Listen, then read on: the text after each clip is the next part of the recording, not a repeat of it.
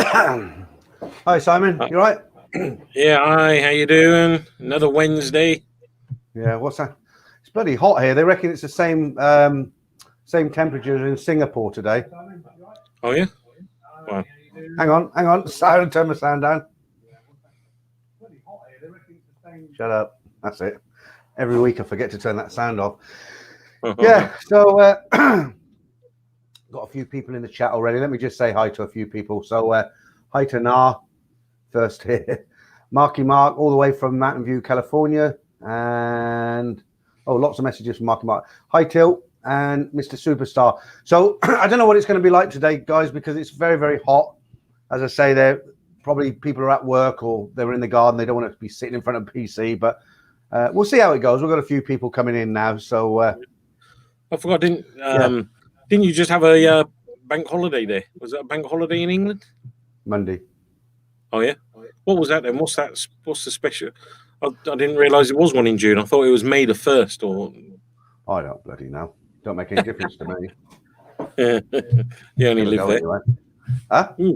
I said you only live there. Do you like my new backdrop there? That's Pattaya Beach Road. Yeah, it's good. Yeah, nice young lady there. There's quite a few in there. That looks about 3 in the afternoon. Look, people getting ready for the night sessions. We're just killing a little bit of time here, guys. We're waiting for some more people to come in. We've got lots of stuff lined up for you. We actually had a guest. I won't name him, but we had a guest lined up for today, and unfortunately, he let us down at the 11th hour. Well, he didn't let us down. He didn't let us down. He just couldn't do it this week, so he's postponed to another time. So we'll have him on at one point.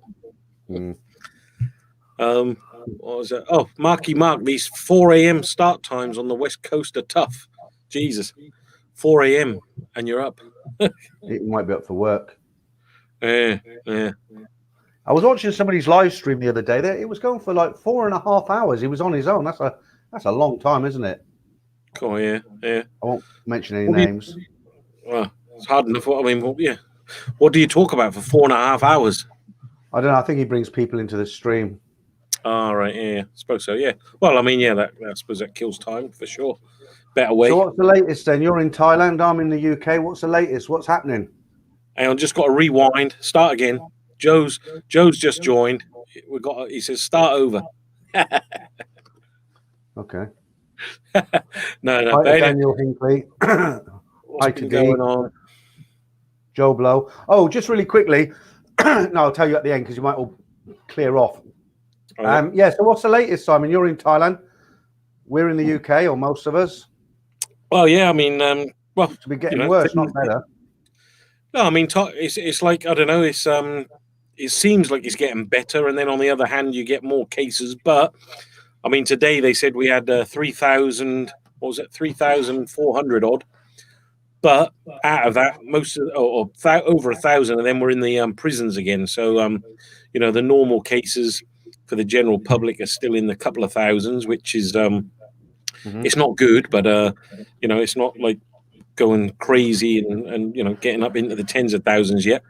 But no, I mean, Thailand seems to be aiming. We're going for it. They said July the 1st. Phuket is going ahead. They released some announcements about the conditions if you do plan to come to Thailand on July the 1st. So if you're vaccinated and you come here and you're booked into one of the appointed hotels, you can come to Phuket.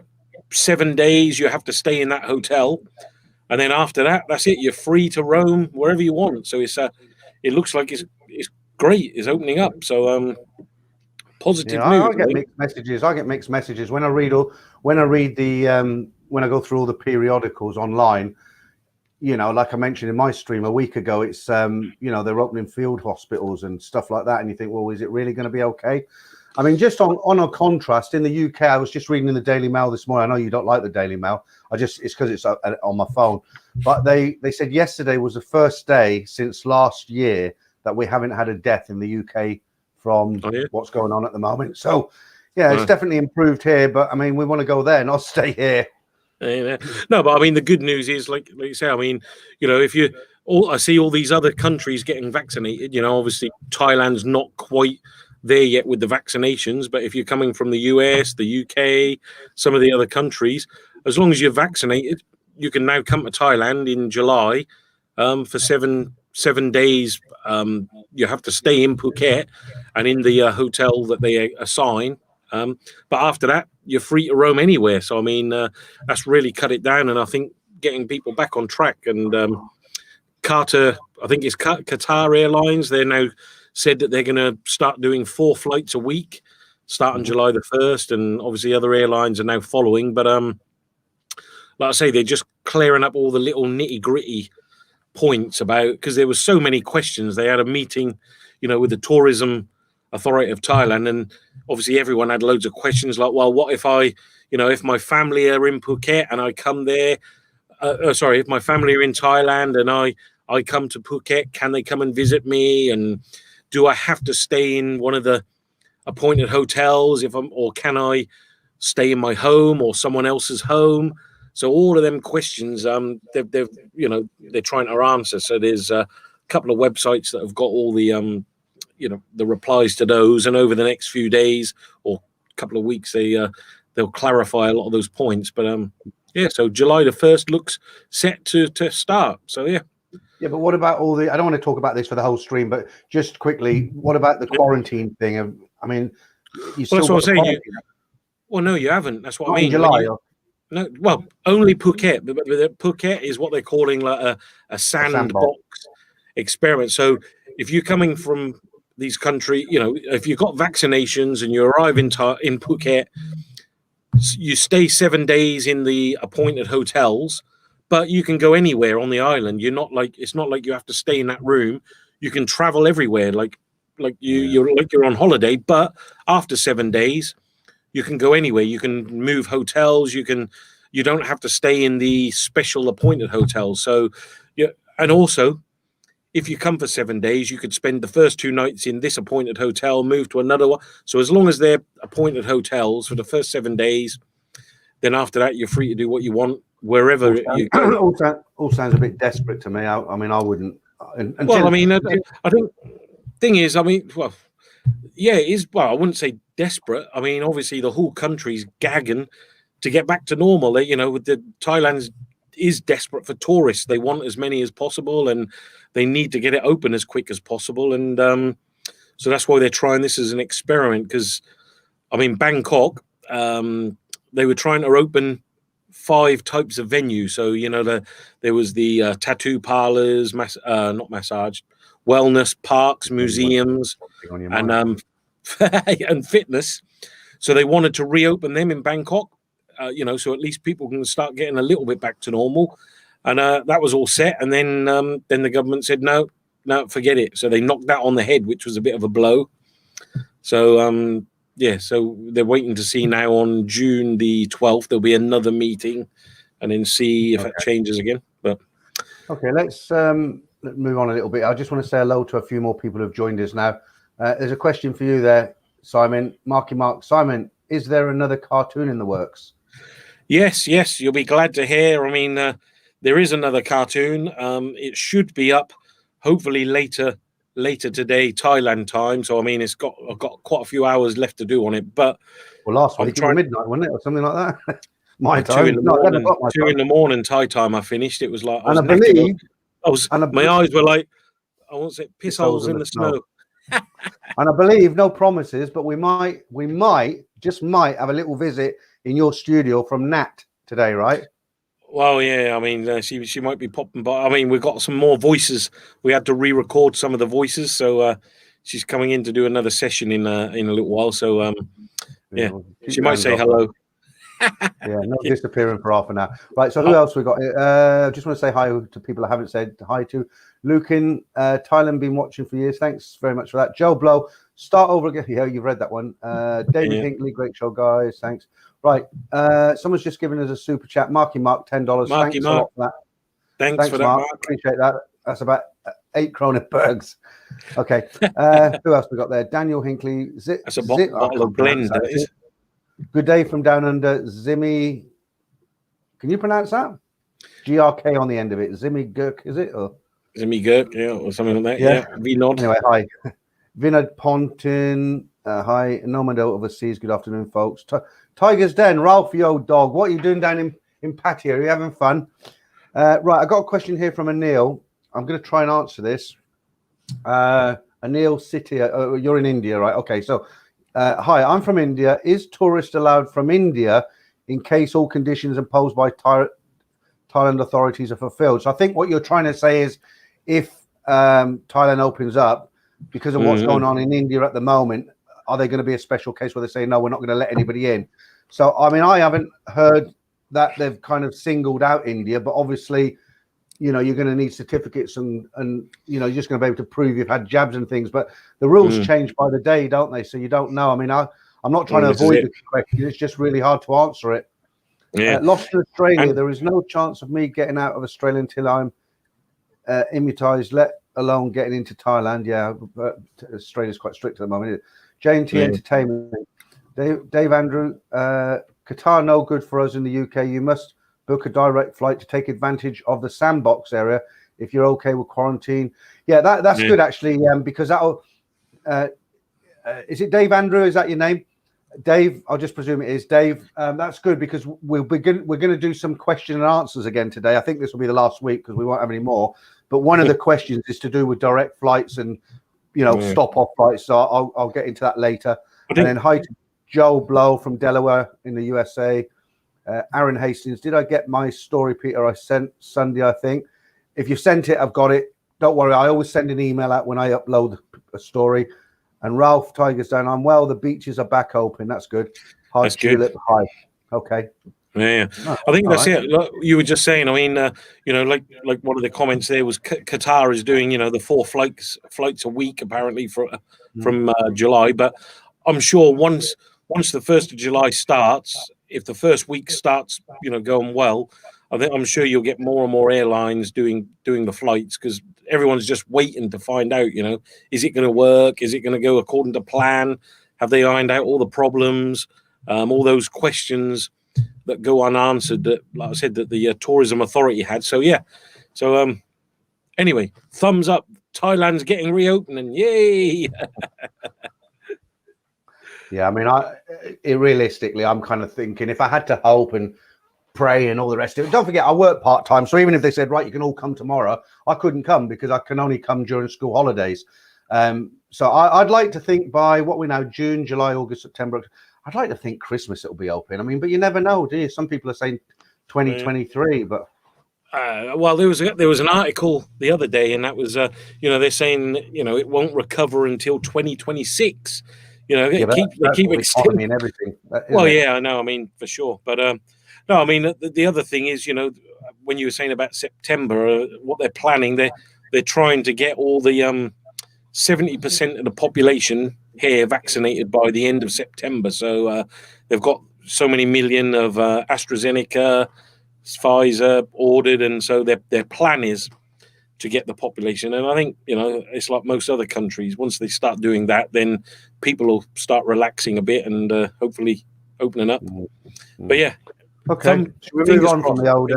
Fingers and crossed. what else has been happening in Thailand? Anything else other than the Cyrus? Absolutely sod all. No, I mean, no. Well, Thailand's Thailand. You know, it's. I don't want to make you all jealous, but you know, it's sunny, it's hot, lovely outside. You won't know because you know, you won't make us jealous because today in the UK it's the same temperature as Singapore. I read that just now. Yeah, yeah. It's quite hot. It was only 32 degrees today, so it was I mean, but it's getting hotter. It's coming up to summer. Here's a question for you, Simon. That's a good question from D Rock. Oh no, that's not the one. Hang on, sorry. Hello, Peter. You got this. I'm free today. Usually miss these. Oh, that's good. I just seen a really. Oh, there we are. There we are. Yeah, that's a good question. Yes and no, Vinod. But yeah, I mean, it's like when you go out. Like I went out yesterday to the market, and the thing is, people are worried still, so they do try to do it. And I mean, everywhere you go, they've got screens up, you know, in keeping partitions between people and all the rest of it. But saying that, I went to another market about 2 days ago, and yeah, everyone's wearing masks, but it was packed. I mean, it was packed. There was like people all walking around, and you know, so no, it wasn't like 2 meters. Have you had a jab? No, foreigners can't get them yet. I tried to get one. I mean, last week we called around about 6 different hospitals and said, have you got the vaccine? And we done it for Thais and foreigners. So first of all, we called them all and said, we're Thai, or my wife did, and have you got the vaccines? And can we register now? And it was like, no, we don't have them. All registration has been postponed at the moment. And then it's like, oh, can a foreigner register? No, not at the minute. We can't even accept any new Thai registrations. But again, today, we had one of them call back and say, now you can start registering again. So,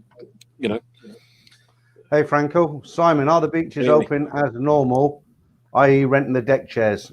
Well, you haven't been to Pattaya, have you? No, but what was the Thai? Was it Tiger's Den? Who's in? Did you say he's in Phuket? No, he said Tiger's Den said. Yeah, that's Ralph. His name is. He's basically said the beaches are open in Pattaya, but I don't know whether Ralph, if you're still watching, can you rent a deck chair on the beaches of Pattaya? Let us know, and we'll let Franco know. Well, put it this way, yeah. I mean, didn't they?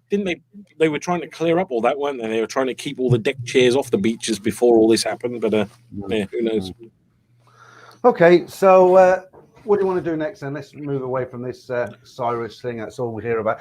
Yeah, well, just answering on what Marky Mark asked earlier. If you just joined us, yes, there is another cartoon coming. It should be up later today. Running a little bit late on it because they take a lot longer than I expected. But the next episode of Dave and Nat should be up today, episode 4. So that hopefully keep you entertained. Yeah, I look forward to them as well. Hey. Okay, so Ralph has said yes, the coconut bar's open too. Okay, so when he says Ralph's Tiger's Den, he says yes. I presume that's yes. They have deck chairs and the coconut bar, obviously the beach area. Yeah. Okay. Right, so hi, if you've just joined us, we've got 81 in now. I know it's a shitty time of day and the weather's nice, so we weren't expecting like huge amounts of people in. But welcome to all of you guys who are there. Is it too early to show the pictures, Simon, or do you want to do the questions first, or what do you want to do?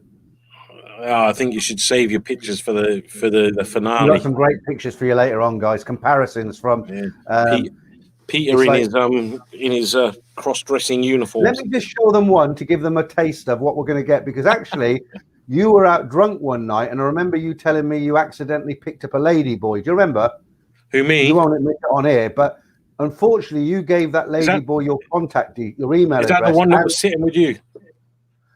No, she went with you, and you gave her an email address, and she wrote to me, and she sent me a picture, and she said, "Can you send this to Tilak Simon, because I miss him." So let me just find the picture. I've got the picture here. Tilak Simon, yeah, Tilak Simon. So this is the lady boy that you accidentally took back one night, and she misses you, and she sent me this photograph, and she's hoping when I show this photograph now that your feelings will develop more and come back on. So here she is. Sure they will. God. And which way do I need to look? Hang on, I don't know if it's come up for the guys yet. There you go. Oh wow! Look at that. Now he's wondering, or she's wondering, why haven't you written back? He's heartbroken. Okay. I must have been very, very drunk that night. Well, there you go. You live in Thailand. How tempting is that? I tell you who that reminds me of. Truth's coming out now. Do you remember that girl? No. Do you remember? I don't know if you ever watched it. When I was a kid, I used to watch Stig of the Dump. Do you remember that Stig of the Dump? Yeah, I remember that. Yeah. That looks like the guy off Stig of the Dump. Okay. Right. Do you want to do the question and answers then, and save the pictures for later? We've got some great pictures for you later, guys. Some comparison pictures, haven't we? Yeah. And Let's just do the pictures one. No, I'll save it. I just think they're so funny. All right. I was just gonna ask her a couple of questions there as well. Hi, Peter. There was some more people coming in. Keith.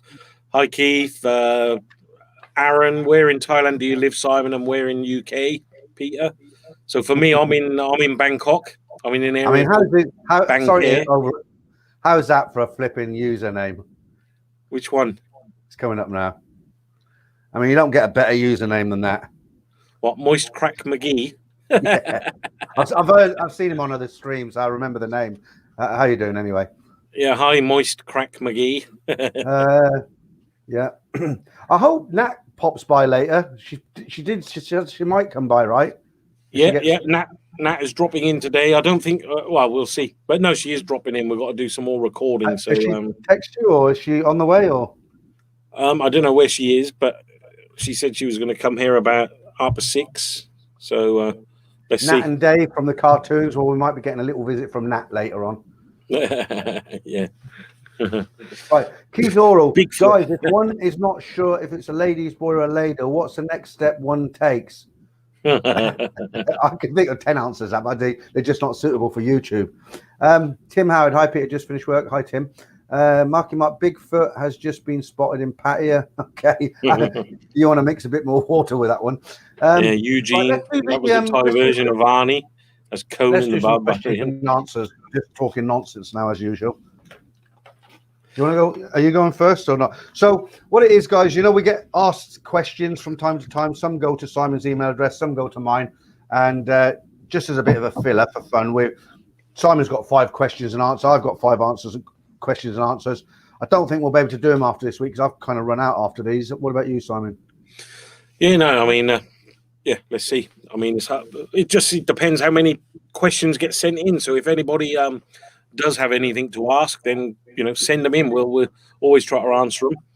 Yeah, I haven't seen Sean on here yet. Oh, there he is. I was then going to say I haven't seen Sean on here yet because he'll be saying Simon's got all the good questions and Peter's got all the Munger questions. No, they're not all Munger questions. You just like them. Simon's email address.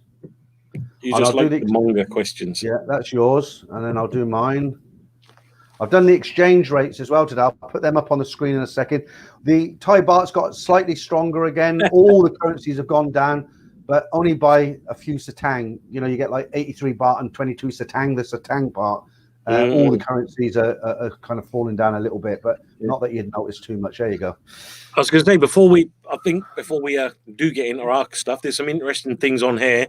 This is one from obviously Tim Howard. In 41 trips to Thailand, I have some scary moments. So yeah, we'll have to get him to elaborate on them at some point. Yeah, you got our email addresses anyway. Yeah, and then this one, Nicholas. Yeah, how come in the cartoon Simon's always pissed and Pete's all over the ladies? Yeah, but you're not, are you? You're sleeping. Nicholas, yeah, I'll tell you the truth about that is, and this is anyone who knows me. It's absolutely true. Yeah, I can fall asleep anywhere. I mean, I used to work in the entertainment business and nightclubs and all this, and when you work there, you're not partying, and I always used to fall asleep. And even now, I can go out to a nightclub and I'll be there, and when I get to a point, I'll just fall asleep. And many a time I've been out with Peter, and I've just fell asleep. I've been in a nightclub and I've had my head next to speakers, and I just doze off. So that's an ongoing. One time sticks out in my mind is I know I'm boring, but you and I were sat on a bar stool in some nondescript bar somewhere. It was an enclosed bar. It was, I don't know where, it was in Pat Pong, as I remember, I think. Yeah. And we were on a bar and you said something. I was talking to you, explaining something. At the end of it, I was waiting for your reply. And I sat there and there's nothing. And I looked and you're bloody like a porterhouse pig sleeping away there. That's it. I can fall asleep anywhere. Yeah. So yeah, that's the whole point. So when you see me, when you see me in the cartoons, yeah, that's me asleep. Exactly, asleep. Right. Okay. Apart from the one where I fell over in the McDonald's, which was in the cartoon. Yeah. Okay. I was just reading. Ralph, bye for now. Yeah. Bye, Ralph. Thanks for joining us. Yeah. Okay. Hi. This one from T&J. I heard that Scotland Yard are interested in doing a sweep of Pattaya, much like they did in Benenford Dorm a few years back. I've not heard that. What's that for then? T&J, what's that for? A sweep for what? Illegal workers or what? I don't know. Probably criminals, because a lot of them did go to Spain from the UK, but I can't imagine them having any authority in Thailand. If they're going to Pattaya to arrest criminals, half the foreign population will disappear overnight. Yeah, is it? Okay. All right, so we got 82 people in the stream now. I'm going to show some of these photographs because I think it's time. You just can't wait, can you? You just can't wait. All right, you want me to wait then? No, go on. Have a teaser. Have a teaser. I won't do them all then. I'll do a teaser. Right. So the first one. So a lot of people will say to me, why is it that single guys go to Thailand? Can't they find a woman in their own country? And I try and explain us why they go there rather than try and find a woman in their own country. And a lot of the time they'll say a picture tells 1,000 words. So we're going to do that 1,000 words now. And the first picture I'm going to show you as a comparison. Now, this is a picture of a Thai girl who works in Hooters in Thailand. Could be Pattaya, Phuket. Thanks, Sean Lester. There's a super chat there. Thanks very much, Sean. Appreciate that. Wow, okay, Sean. so there's a typical Thai lady. She's got a uniform on there, her Hooters uniform, and they pretty much all have the same build, don't they? So let's now compare that to one of the European countries and a lady that works in a Hooters in, it could be, I'm not sure where it is, but it's in Europe. There we go. As a comparison. Is that the local one from down your way?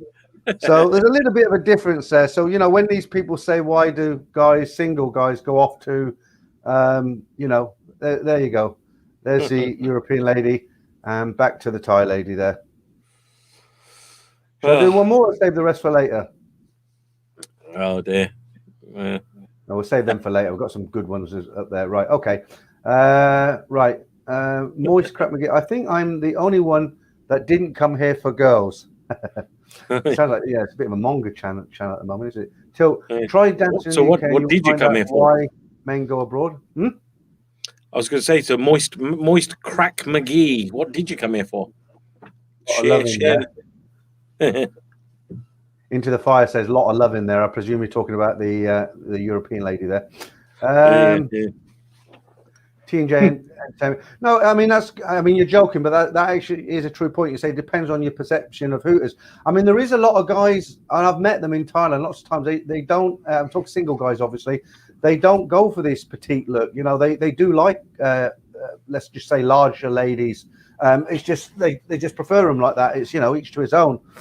Right, Edward. I went to Thailand 7 years ago. They have fun and they fell in love with beautiful Thai girls. Okay. Right. Okay. Do you want to do your first question, Simon? Yep. All right. Let me have a look. Right. Okay. Well, this was just actually, this is a mate of mine who's coming over soon.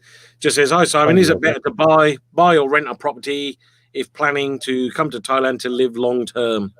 And I think we brushed on this in one of the videos a long time ago in the one of your videos about Thailand, but yeah, I think definitely renting, unless you're buying a condo and investing. But if you're going to come here and live, yeah, forget buying a house. I personally, you know, it's you are. Try to keep a straight face and look at that comment. Sorry, which one? I love big bangers. Oh, right, yeah. Okay. A man after your own heart.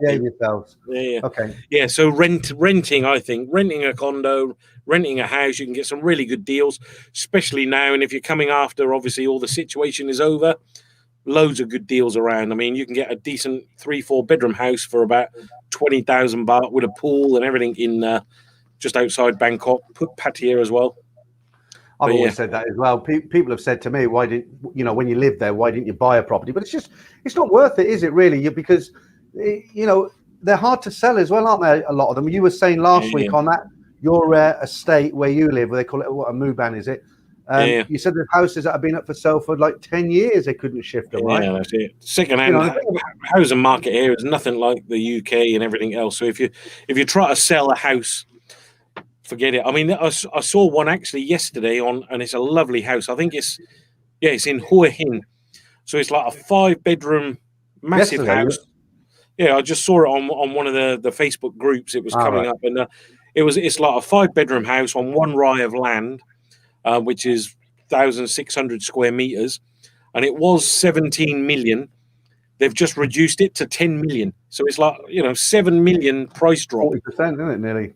Yeah, and I mean, I see, you know, so many houses, like I say, for sale that still up for 7 million in Bangkok. You know, no one's buying them. You know, you can go buy a brand new one for less now, and So yeah, renting, my opinion. Okay. Yeah, I mean, and the other thing is you got that freedom, haven't you? You can move around, and if you're a single guy, you don't need a luxury pad, do you? I mean, you can get, if you're just happy to have like a nice large room with a toilet on the side, maybe a little cooking area. Even in Bangkok, you can get that for under 10,000 as long as you're not in the heart of Sukhumvit, right? Yeah, no, that's it. Yeah, definitely. Yeah, just before we move on, look, there's the answer from Moist Crack McGee. Okay. So, single with money, able to travel for 2 years. I enjoyed Thailand. I managed to stay. Not about girls, just enjoyed it. Yeah, I agree. Same here. Obviously I'm married and been here a long time, and yeah, I think Thailand's definitely great just to live. Live and enjoy the hustle and bustle. I just want to say a comment here. It says, lost it. Where are we? Right, Dave Andrew. It says, Hooters girls believe they are better than everyone else, which is not true. I don't know about that. I'm not going to agree or disagree with that. But can I take this off the screen now, Simon? Are you still? Yeah, no, should just go off. Yeah. So I'm not going to agree or disagree with that. But one thing you got to give them credit. All the years I've been going to Thailand, living there, I still really enjoy to go into Hooters across from Nana and watch that little dance they do. They do a little show, don't they? And it's great. I mean, I just think it's, I think it's great. Hi, Black Belt. How you doing? Yeah. Hi. Okay. Are you finished on that one then, or? Yeah. That was my first question. So yeah, nothing more. Okay. To add on that. Peter. I've got my trusty clipboard here, dinosaur. You read them off screen, don't you? Yeah. Right, Peter. When you visit Thailand from the UK, is it worth saving the £100, £150 by having a stopover in Dubai, or would you rather pay the extra for the direct flight? There's no way I would stop over in Dubai for 2 hours, 4 hours. I know. There's some guys who get flights from the north of England. They can't get a direct flight into Bangkok, so they have to kind of go through the Middle East. But given the choice, I mean, even 150 baht saving, what's that, 6,000 baht? No, I mean, it's bad enough. It takes me 18 hours from my front door to my hotel in Soi 4, and to have to get off the aircraft and hang around for 2-4 hours, even 10 hours, I mean, no, I just wouldn't do it. If you can't afford the 150 quid, you shouldn't really be going, should you really, if money's that tight? Saying that, just playing devil's advocate, I mean, I'm the same. I prefer a direct flight. For me, as long as it's got a TV on the back of every screen, every seat. And yeah, I know, because that's important to me. They don't have the big screens anymore. I know, but there's still some airlines that don't even have they do. There's still some airlines that they don't have a TV on the back of every headrest. They've only got that big bloody projector thing. No, but you're talking about domestic flights in Thailand, are you? Because all the international. I'm sure you check. I bet. Well, anyway, if there was, for me, yeah, I like to get on the plane, get ready, get settled in, watch a film, and then watch loads of entertainment. But my other mate, he's the opposite. He prefers them stopovers because for him, he's like, same me, got long legs and cramped up. If you're flying economy, cramped up for that 12 whatever hours and only being able to strut around. He always takes a stopover just so he can get off the plane, stretch his legs, and it's like 2 6-hour, 7-hour short trips rather than that long 12-hour haul. But yeah, I prefer a direct flight. The night flight going out at 9:30, and we're not going to talk about this all day, but I'll just elaborate on this. The night flight goes out at 9:30. I don't have a problem because what happens is as soon as I get to clear all the immigration and everything, I go straight to the bar. I have 2 or 3 pints. Then I go down to the gate. When I get on the aircraft, the seat belt sign goes off. I have another drink. Then they bring the food cart round, and I have a wine, another drink, and then I'll have a beer, and then I'll have something else. And I normally have a couple of miniatures in my bag. And I'm out. I'm absolutely out. I mean, I sound like a chronic alcoholic, but I only do it when I'm flying like that. So what happens, by about sort of 1 a.m, 1:30, I'm out. And I've actually had it on a Thai Airways flight where I've been sleeping across 3, typical Thai this is. Instead of coming up and shaking me, she scratches my foot with her long nail. It's typical Thai, isn't it? But yeah, I'm out. And then when I get into Bangkok at 3:30, I'm pretty much 80% ready to go again. But the one that kills me is the afternoon flight coming back. It takes off about 1:30 in the afternoon, and I'm tired, but I'm not tired enough to sleep. So what happens is I start reading the book, and that makes me tired, and I think, I can sleep now. And then I put the book down. I can't sleep, and then I pick the book up again. Terrible. Yeah. You look I think like the you're worst gonna fall thing. asleep any minute. No, the worst thing for me is the the spaces. I mean, that's why I always used to choose Eva Air, because they used to have that what was the it wasn't economy, they called it something like economy elite or something like that. It was like other airlines, they'd call it business class, but it was only like, I don't know, 600 quid or something Yeah, from I England. used to do that one as well. It's But you used to get Eva Air. a little bit of extra leg space, because some of them airlines you go on there and they're so cramped. What you used to get is called economy upgrade, and all you get is it's like a business class seat, and you get the same food as everybody else. I believe some airlines let you use the lounges at the airport. Eva did. And they're great because you've got all the food and drinks in there. And like you said, back then when I used to use them, it was about £150. So okay, that's my question. My first question done. What was that? That was your second one, right? My one is First Simon. one. Yeah. As you live in Thailand, can you tell me about the gem scams? I'm sure most of you know what the scams are. So if you're ever coming to Thailand, or if it's your first time, definitely look out for these. If you've been here loads of times, you'll know what they're all about. But it's the typical scam when you're trying to get a tuk-tuk or a taxi, and you get in them, and then they take you on a trip everywhere, and they'll say, "Oh, today I just charge you 50 baht or whatever," and they'll take you on, like, first of all, the first stop off is a gem store, and they really hard sell you. They'll get you in there, and then they'll try to push all these jewels on you and say that you can make a killing on them, that buy them at half price, and then from that it's on to the tailor shop, and then from that it's on somewhere else, and you end up doing about 5 different stops at all their mates and people who are paying them.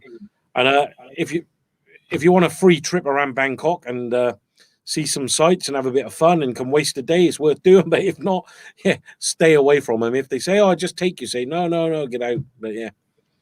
So anyway, that's that one. Are you asleep now, are you? No, I was waiting for you to ask me something. All right, yeah. No, but sorry. I thought you were looking at your picture. Leave the whiskey alone.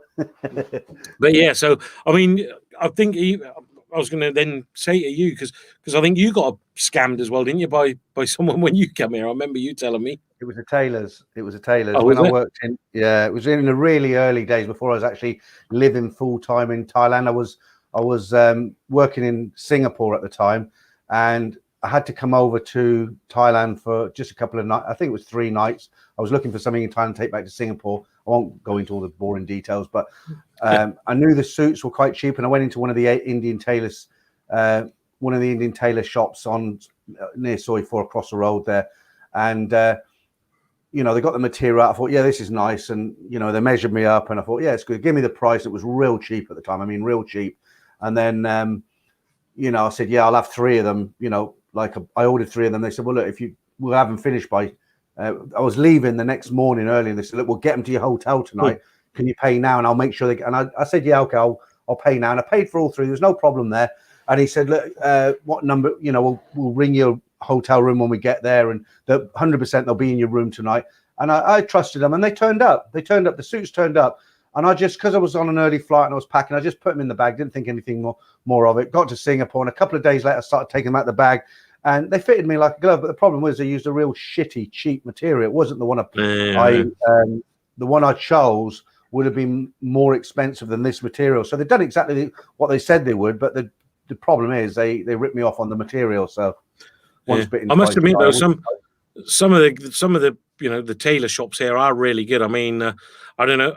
Like you were saying, Soi 4, when you come out of Soi 4, turn right, you got about 4 or 5 or 2 or 3 or 4, whatever, tailors there. They're always fairly good. But I mean, I don't know if it's cheap, but I think it's quite cheap. I mean, I don't know, what's a suit cost in the UK if you wanted a suit? I don't buy suits, do I? I'm not, I've not worn a suit for years, but I don't know what you guys. I think I went to court. Yeah, I don't know what you guys pay. What do you think the prices of a suit wherever you are in you can get an off the peg. I think you can get an off the peg suit in somewhere like Tesco. Like a high street shop that sells. They've got rolls of them, really shitty cheap suits. They're about 80 quid or something like that for a trousers and a jacket, but they look like they're, you know, I mean, you look at someone in one of these suits, they just look cheap. You know, they're not nice material at all. Yeah. Well, last time I went to, you know, I had a suit made here for a wedding, and I think it cost me, I think it was about 5,000 baht. So what's that, about 100 and something quid? And then they hand made to measure the, you know, the suit with all the nice lining, and they normally do like the jacket, waistcoat, trousers, a couple of silk shirts, and altogether it's about 5,500, 6,000 baht. So I think that's, I don't know, I think that's quite good. Yeah, I mean, they are. I mean, I remember the tailors in Thailand. What they did, they actually sew your name on the inside. That was quite a nice touch. So you know, you open up your name there or embroidered. You know, you wouldn't get that in the UK, would you? Plus, you know what they're like here. You know, you can open it up and you got all the either Paisley or Louis Vuitton. You can have all the all the different linings that you can ever imagine. But yeah, look, David Santa Maggio, 1,200 quid, $1,200 for a suit. So yeah, that's a good suit, isn't it? I don't think I'll pay you that much out. No, if I needed to buy suits, I would wait until I went to Thailand. Yeah, no, definitely. But yeah, there's some really good tailors here. I mean, if you want handmade clothes made to measure, then definitely good, worth it. I was just looking again. Look, Mr. Superstar, 300 Aussie dollars for a decent one. 100 US you can get there. Yeah. Sean off the peg, as little as 100 quid. Yeah. Marky Mark, he's still on about that lady boy. I've just seen a few of his comments. I'm going to show. Just in case people that lady boy was on Simon like a cheap suit. I couldn't get rid of her, Mark. She was lovely, or he was lovely. You were drunk. Just in case you're coming to the stream late, Simon was drunk one night and he had a bit of a late night with somebody who's coming on screen now. And I mean, look at him. Look at them thigh muscles. Look, she's definitely been down the gym. That, wouldn't you? Breaking them rocks. Well, crazy. She could have wore matching. Could have wore matching top and bottom. Bloody hell. Huh?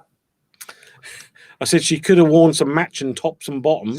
Somebody put a comment in the choice there. They said, "What would you choose?" Hey, what would you choose? Well, you choose to run, wouldn't you? Right. Jesus. Okay. Okay. Let's get back into this. All right. Is that your? You finished that one, have you, or you got more to say on that? Yeah. No. I was just looking at some of the comments before we moved on. There was one there from, what was it? Lost in Australia. This was just. Hang on. You just overread one of mine there. Oh, sorry. Right, what was it? Okay. Go on. There you go. What was your one? I saw something about Tarzan. Yeah, it don't matter. Go on. No, it was just Lost in Australia. Was what that was. It was just a question about, is Bangkok better than Pattaya for dentist work and stuff like that. But I don't know if you've got an opinion. I mean, when I had my teeth done, I had them done in Thailand. It was much cheaper. Yeah, I have made. Well, obviously I live here, but yeah. But no, I think they're all good. Bangkok or Pattaya, anywhere. To be honest, anywhere in Thailand, if you go to a decent dentist, they do some great work, good conditions, and not that expensive. I think. Obviously, Bangkok, you just got more choice, I think, and Pattaya more choice. But yeah. Anyway, moving on. Or you want to leave it on, or okay? What was your one about Tarzan then? I missed it.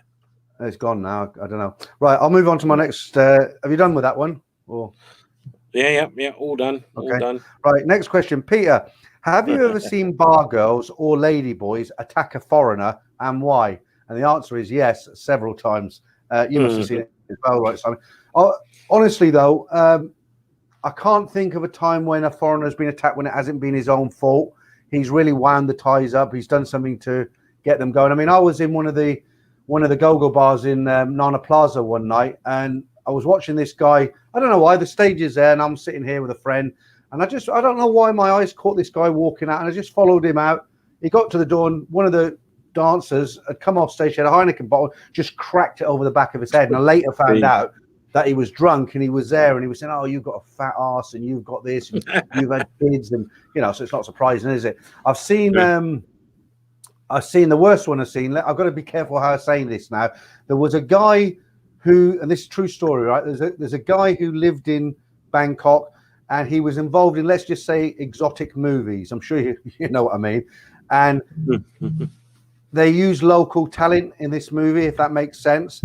And one of the people who starred in one of these movies, her family came across this, and the brothers went looking for him, and they caught him on Soy 3, and they basically, they put a knife in him, and then they, let's just leave it at that. But that's the worst one. I've not seen it, but I know that happened.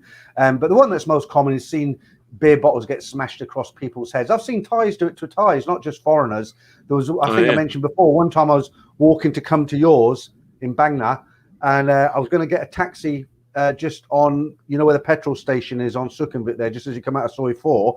And I was walking past Nana, this in the daytime, 3 in the afternoon or 2 in the afternoon, walking past Nana, and I'm on the opposite from Nana, and there's he looked like a Thai hobo, all dirty matted hair and really dark skin, flip-flops, and one of the noodle sellers, she had that little hat and the white apron, come running up, smashed this bottle on the back of this bloke's head and just legged it. I mean, I looked around, she was gone. So I don't know what he'd done. They would have offered him food if he'd asked politely. That's what the Thais are like, isn't it? They're quite, generous like that. So I don't know what he's done, but yeah, I mean, it happens. But like I said at the beginning, most of the time, all of the things that I've seen happen to foreigners have brought it on themselves. They've just wound people up. I've never seen a foreigner get attacked for no good reason. No. Yeah. I think just on that, I mean, I've seen a few things happening, in Phuket and places when I was down there. You see a few people getting, the shit kicked out of them for some reason or other. And normally, like you say, it's because they started it or whatever. But that always amazes me. I mean, it just seems like you don't get much trouble here, though. I mean, yes, you do see some fights and all that, but I remember when I used to go to the UK and places like that, there's doormen everywhere. I mean, you got doormen on the bars, doormen on the restaurants, doormen on the little showboat amusements. There's just door staff everywhere, and it kicks off in the kebab shops. It kicks off, but it always amazes me. All these bars and everything in Thailand. You don't see that many fights, do you? It's not like they have to have doormen everywhere. No. Okay, Dave Andrew says Western sense of humor is sometimes lost on Thai bar girls and they turn nasty. Well, I know they've got I'm not saying they're simple, but their humor is kind of slapstick, isn't it? We've talked about this before. So you could tell them the most sophisticated, funny joke in the world and they'd scratch their head. Yet if a guy on crutches was walking into Nana and he fell over, they'd find that as hysterical. It's real slapstick humor. I find it quite easy to make the bar girls smile on their face. Put the fan on, all the papers go everywhere. All right, whose turn is it? Yours or mine? You need to keep on the fan so you can get the atmosphere of Thailand. Let's see what the comments are saying about these pictures. Let's have a quick look.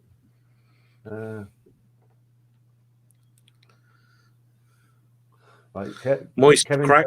I had some fun with a school teacher. I asked her to wear her uniform.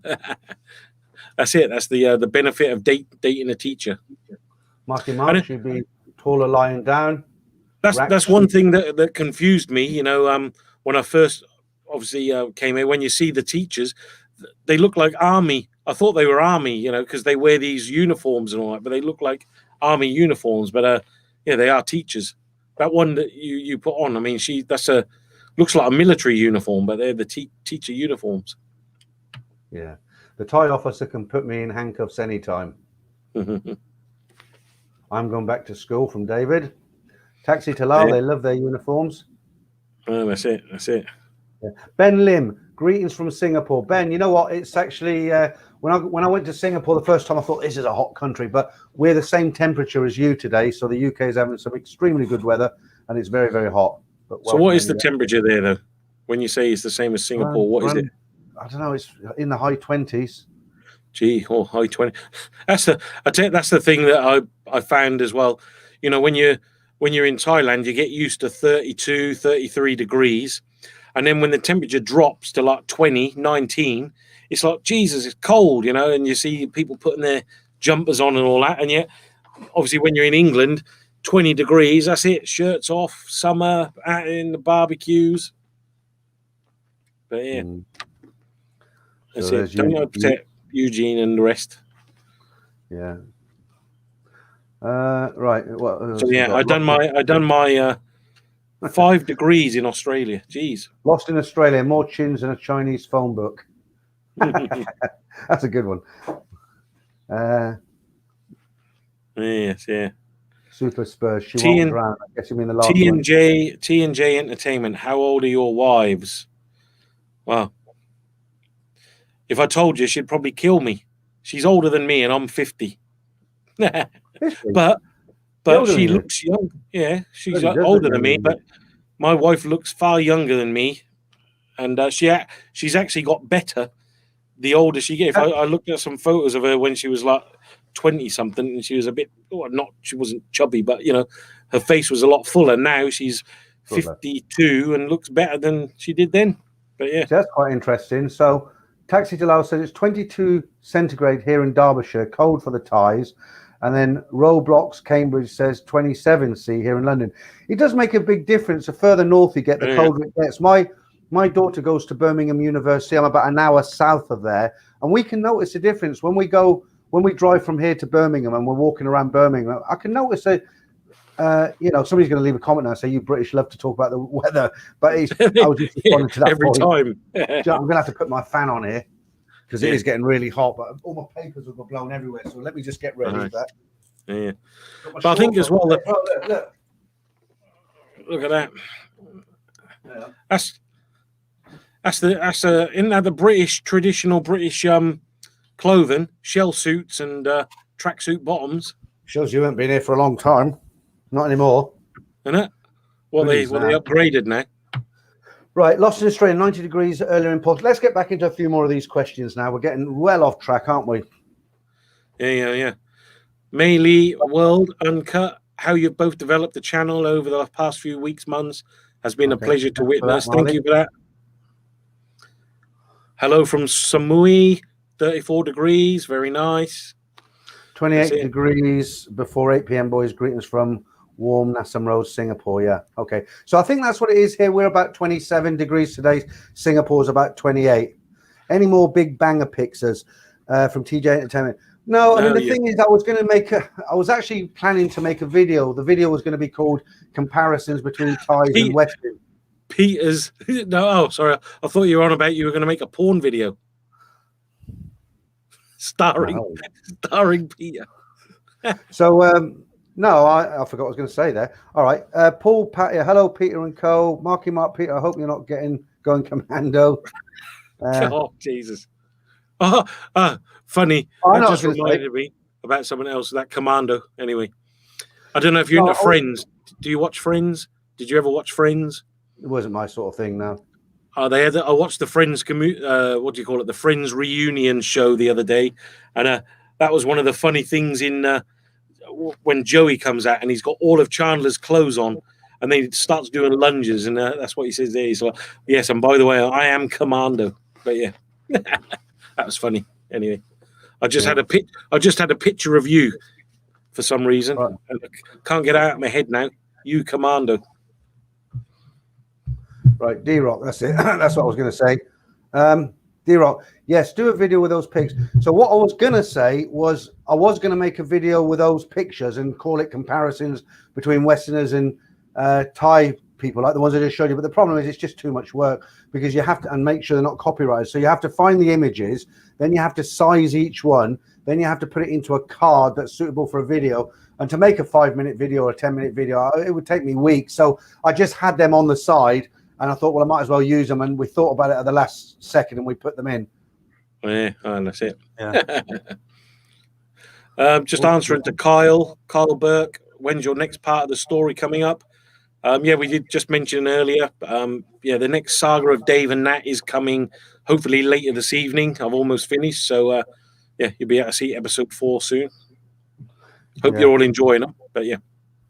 You were going to talk about travelers checks or something, were you? Or sorry, yeah. Okay, my next question. Yes.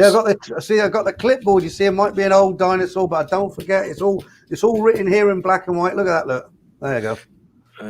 Is that the gas inspection? Right. Yes, madam. Could I just check your air vents? Yeah. She's only a pilot's daughter, but you kept her cockpit clean. Are we going down that route? Are we? Don't start on your jokes. So I thought S&P was a bakery. It is a bakery, isn't it? Yeah. Okay. S&P. Right. Come on. Tell us about these travelers checks. Simon and Peter. Get it? Got it. Good. Right. when going to Thailand with money, should I take traveller's checks with me, cash, or ATM, or other? If you drop your microphone, sorry to interrupt, but I can't really hear you very well. No, still the same. Nothing's different. No. Maybe it's my. Yeah. Okay, carry on. Sorry, I'm so sorry. So yeah. So for me, well, I don't know about my mum, when she comes over here, she always brings traveller's checks. So, she goes to the bank, changes them all up, and all the rest of it. For me personally, I've always just relied on a debit card, your ATM or whatever. Yes, you do get, some of the steep charges sometimes, but if you come over here, they got ATM cards absolutely everywhere. It's not like some of the countries. I mean, when I was in some places in China, that's a problem. Trying to find a place to get your money out is difficult in some places. But in Thailand, you've got every 7-Eleven has an ATM, every gas station. You walk down the street and there's an ATM, so it's never, ever a problem getting money out. So for me, I think a card is the safest. You don't have to worry about it. But, again, traveller's checks, do they still exist? Do people still use traveller's checks? I think you had a problem, didn't you? You came here once with traveller's checks. I did, yeah. Do you remember I had a business for a while? You can't do it now because they're selling direct at China. But I used to go to Thailand and I used to go to Sampeng, Chinatown, and I used to buy everything to do with jewelry displays, not the jewelry, but boxes and ring boxes and things you hang chains on. And I did okay for a while. And I used to air freight it back half a ton, sell it, and I had a shop on eBay. And for about 8 months, I did all right. But then they started selling it. In the end, it was cheaper for me to buy it on eBay from China than it was for me to go to Thailand. But the problem, so I used to carry traveller's checks, so I didn't want to take all the money because I was buying stock. I'd go over, I think it was 10 grand I took over, and a couple of grand was for spending, and I think a grand was for hotel and flights. Anyway, it was quite a lot of money. So what I used to do is I used to go order American Express traveller's checks, and I used to hide them on top of my kitchen cupboard, and then the night before I'd stick them in my laptop bag. And I'd actually forgot them. I got to Thailand. And in the adverts, the American Express adverts are like, oh, don't leave home with cash. Take our American Express. And if you should find you lose them, not a very good impression, I know, but if you find out you lose them or they're stolen, you can simply replace them with us. And they make it sound so easy. Oh, hello, I've lost my traveller's checks. No problem. Come and get them. It isn't like that at all. I actually forgot to take mine, and I called up American Express, and they're on Ceylon. And I literally had to beg them. I mean, they were saying, well, no, we need the numbers. We can't replace them if we haven't got the numbers. I'm like, look, I've left them at home. I haven't got them with me. I'm 6,000 miles away. And they're like, well, we can't issue them if we don't get the old ones back or the numbers. And I'm like, well, what if they're stolen? And they're insisting that they have to have the numbers. And in the end, I actually said to them, look, I've come here to buy stock. If you don't replace them, I'm going to have to go home empty-handed. And, in the end, I went down to Ceylon. It took about 4 hours, and then when I was in American Express's office, I had to jump through so many hoops. I mean, they didn't fingerprint me, but they might as well. But photographs, and I had to write a statement out and another statement to say it was all true. It was a bloody nightmare. I got them in the end, but it wasted an entire day. So you can avoid traveller's checks. They're not. If you lose them, well, that's it. But I think a lot of people, see a lot of comments of Nicholas and a few others, Mark. Do traveller's checks still exist? And people, they do. I mean, for me, the same. I thought it was like an old-fashioned thing, but my mum, she every time she comes over, she brings them, and I thought that technology had moved on, but people don't take checks in the UK anymore because I had a business where I used to collect cash, and somebody gave me a check once. And I said, look, I don't take checks. I'm sorry. And they're like, why? And I was like, well, nobody gives me checks. If I accept this check, I have to get in my car, make a special trip to the bank, queue up, deposit your check just to cash it. So nobody takes 2 days to clear or whatever. Nobody takes checks anymore in the UK. Nobody. But do you have? I mean, what they have in Thailand everywhere now is obviously everywhere's got internet banking, of course. But do you have scan pay here? Because now everywhere you go in Thailand, they have scan pay. So but I think you've got a little, but I think it's only QR on Apple. code. No, it's only on. As far as I know, you can only do it on Apple phones. It's Apple Pay. Yeah. I've seen people. Here. Yeah. I have seen people hold their phones up and pay for things, but I don't know. Maybe you can do it on Oh, well, here Other one, in Thailand, everywhere you go now, I mean, if you've got a bank account here, and you've got, Kasikorn or Bangkok Bank and all the rest of them, when you go to pay for food and anywhere, you just say, do you have scan pay? And they give you a little QR code and you literally just scan it and it automatically, takes it out of your bank. And to be honest, I've stopped carrying cash with me now. I mean, I used to carry, some cash to go out, and that's but now, stingy. That's nothing to do well, with yeah, that. that as well, yeah, and I ain't got I no remember cash anymore, went around your house, there was a fork in the sugar bowl. I'm not saying you're tight. Well, yeah, You you don't want to waste it. 2 grains, Just maximum. seriously though, just on this thing about money and transfer and all that, I'm not plugging this company. I don't get any money. I'm not an affiliate and nothing. But if any of you haven't used TransferWise, they're brilliant, absolutely brilliant. And like I say, I'm not associated with them. I haven't got any links in the description. It's nothing like that.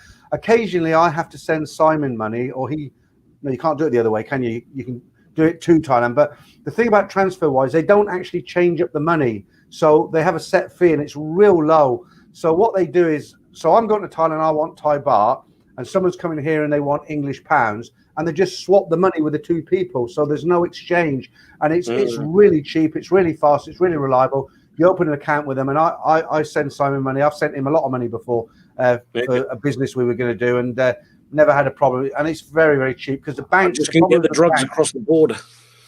Don't joke.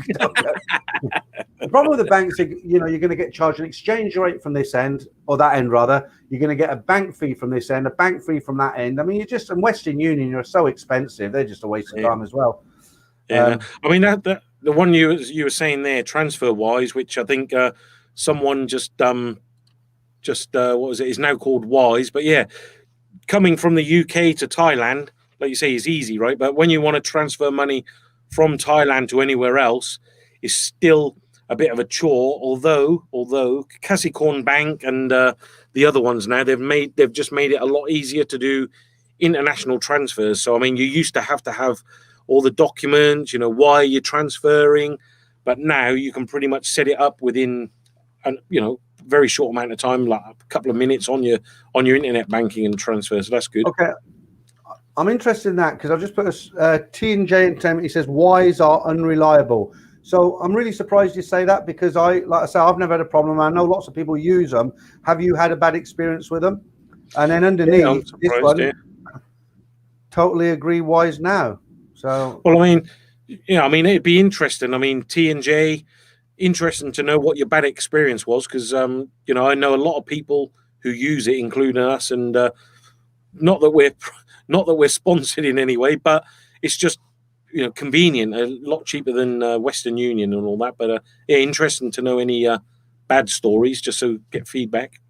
Nicholas, do you mean that into Bangkok airport or into the UK or what airport? You said what's the maximum amount of cash you can take through an airport? I think in the UK it's I think you can't take more than £10,000 in cash out of the airport. I don't know about Thailand. Do you know how much you can bring in, Simon, or take out? I think last time I came in, I'm pretty sure it's equivalent of 100,000 baht per £2,500 then, $3,000. But saying that, again, I need to check because I seem to remember it was like 10,000, the equivalent of £10,000, which would be like 400,000 baht now. But I'm not really sure what it is at the moment. So Rack's comment there, he says £10,000. Then underneath he's written to Thailand. So what he's saying is you can take 10,000 into Thailand. That's how I understand. That's the last time I checked. That's what I remember it was. It was something like 10,000 quid. Yeah. But yeah. Okay.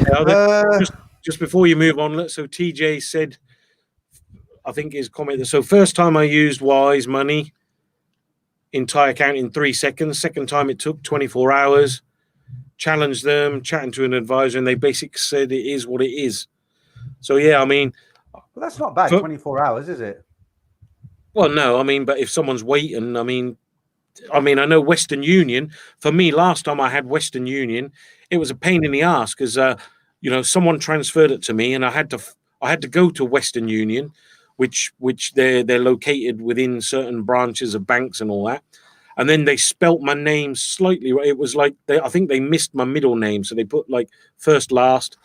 and they wouldn't give me it. I had to get them, call that country, they had to amend it, and it took hours, but I got it eventually. But you know, from Wise, like you said, when last time you sent me some money, they said it could take up to 24 hours, but I got it within like a minute, wasn't it? Fast. If you do a bank, like a regular bank transfer from, say, the UK to Thailand, how long does that take? I mean, it's not less than 24 hours, is it? Well, I mean, it used to take 2 days, you know, or 1-2 working days. Now, I mean, in the last year or more that I've had anybody send me money, they always say it's going to take longer than it does, and I've always got it within, you know, a few minutes or hours maximum. So yeah. But anyway, maybe what they're saying is, like, you know, it's 24 hours, but most of the time we get it done quicker. It could be anywhere from a few seconds to 24 hours.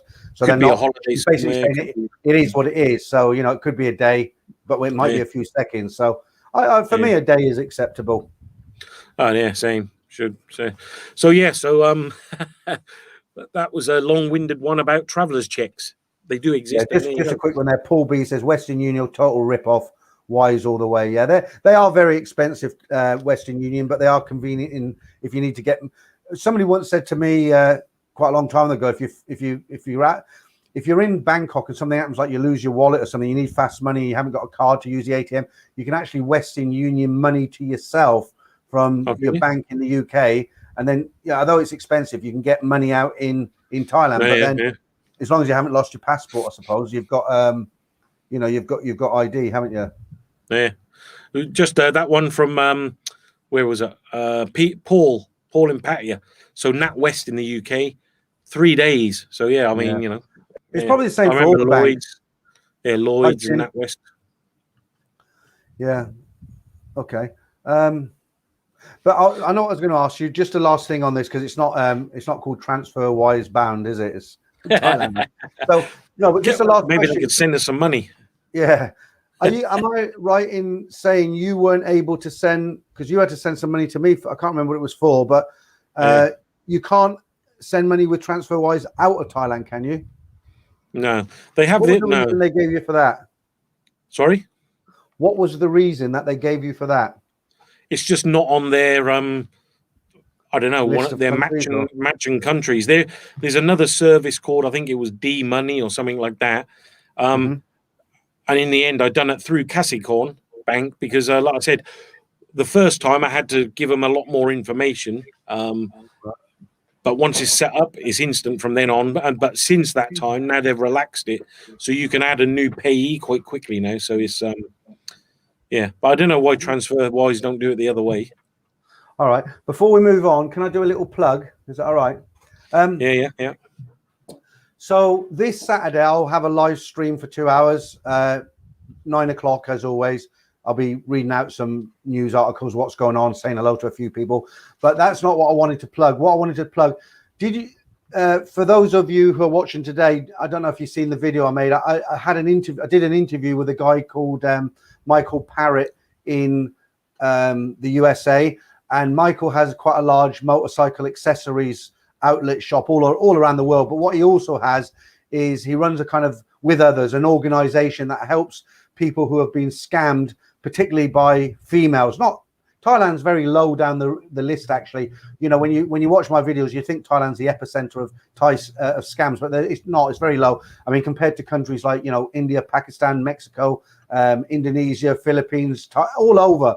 And what Michael's organization does, they help people, they give advice, they tell people what organization to go to. So people, you know, there's a lot of people women in America who hook up with guys for the green card, the marriage visa, all that sort of thing. And the laws are kind of crazy over there from what I get from Michael. So we did this video. We did a video just to see if it would get any traction. We didn't know if people would be interested, but apparently they were. So what we've decided to do, I'm going to do an interview, a stream on Sunday night, UK time at 8 p.m. And we're going to open it up. It's going to be a question and answer session. So if you've ever been scammed or you just want some advice about it, particularly with females from any country, and you're not sure how to move forward, you can speak to Michael on the chat, and he'll probably be doing most of the talking, and he'll advise you. So that's this Sunday, 8 p.m. I'm pretty sure I have communicated with him this morning, so I'm pretty sure that is going to go ahead. Yeah, that was good. That was a good interview, that one, when you did that. Very interesting. I thought that guy he came across very contacted good me. as well. What's that? Sorry. I thought when I listened to him, he came across very intelligent. Yeah, well, knowledgeable. You know, keep going. No, you know, just keep going. Yeah, no, just smooth. You know, when you listen to him, very easy to listen to, informative. It was, yeah, I mean, very interesting. I thought it was good. So I've just noticed from the comments, there's a few guys are saying that was a good interview because he is knowledgeable and he is interesting. So as I've said, without wanting to repeat myself, this Sunday, 8 p.m., that will be, I believe it's the 7th. No, the 6th. Sorry, 6th is a Sunday. That's a chance. If you're one of those guys, you want to say, "Hey, Michael, this happened to me. What should I do? Where should I go?" He'll be live, so he can answer that. And to be honest, I didn't really think it would take that much traction. I didn't think it'd get that much traction because he mentioned it to me and he was like, "Should we do a video?" I was like, "I'm not sure if this is going to work." And I thought, well, I'll do it anyway. No harm done. And it did get a lot of interest. I think as well. I mean, from what I listened to his you know, the interview he was doing, I think as well, that's the thing as well about guys, isn't it? I mean, you know, guys get scammed and all this, but they probably don't talk about it half as much as maybe the female population or whatever. So maybe, you know, a lot of that you don't hear about it so much. You know, it's like if some lady gets scammed out of loads of money, it's all over the news. But if some guy gets scammed out, it's probably doesn't make such good news. And I think from what, you know, his interview is, obviously he deals with a lot of guys who do get scammed, and so, you know, that people reach out to him and his organization. So that was quite good. And then he was on about the ladies as well in where was it, in Nigeria, and he said exactly that. You know, the lady got a lot more response when people found out she was scammed. That when the guy said, "Well, I was scammed," they look at it like, "Well, you're a guy. How can you get scammed? You know, you're a bloke." Whereas a woman, it's like, "Oh my God, you got scammed." So it was good to hear how he actually helps guys. And what he actually said on that, he said there were 7 people that went to see Congress, and there was 1 woman and 6 guys, and they basically nearly ignored the 6 guys, and all the attention went to the women and the 1 woman, and you know, a little bit of what we call it, bias there. Anyway, I mean, that should be good on Sunday, and you know, people have a chance to ask him certain questions.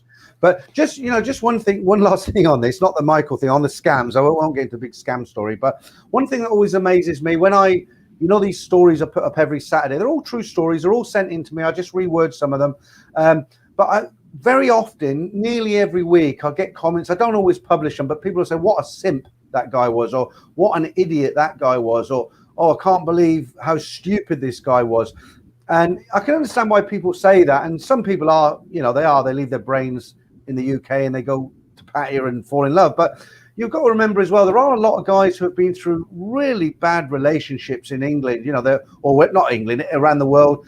They come out of horrendous relationships. Maybe they were lonely, had suicidal thoughts, but now they're just about getting over it. There's people with mental health issues. And a lot of these guys have never been to a place like Pattaya before. So if they've had a really horrendous divorce and they've been through the mill, and then they suddenly get, you know, this lovely Thai girl giving them all this attention and coming across as genuine, it doesn't mean they're stupid. It's just that it's that situation, is it? You get caught up in the situation. Like Peter, the school teacher who lost his house.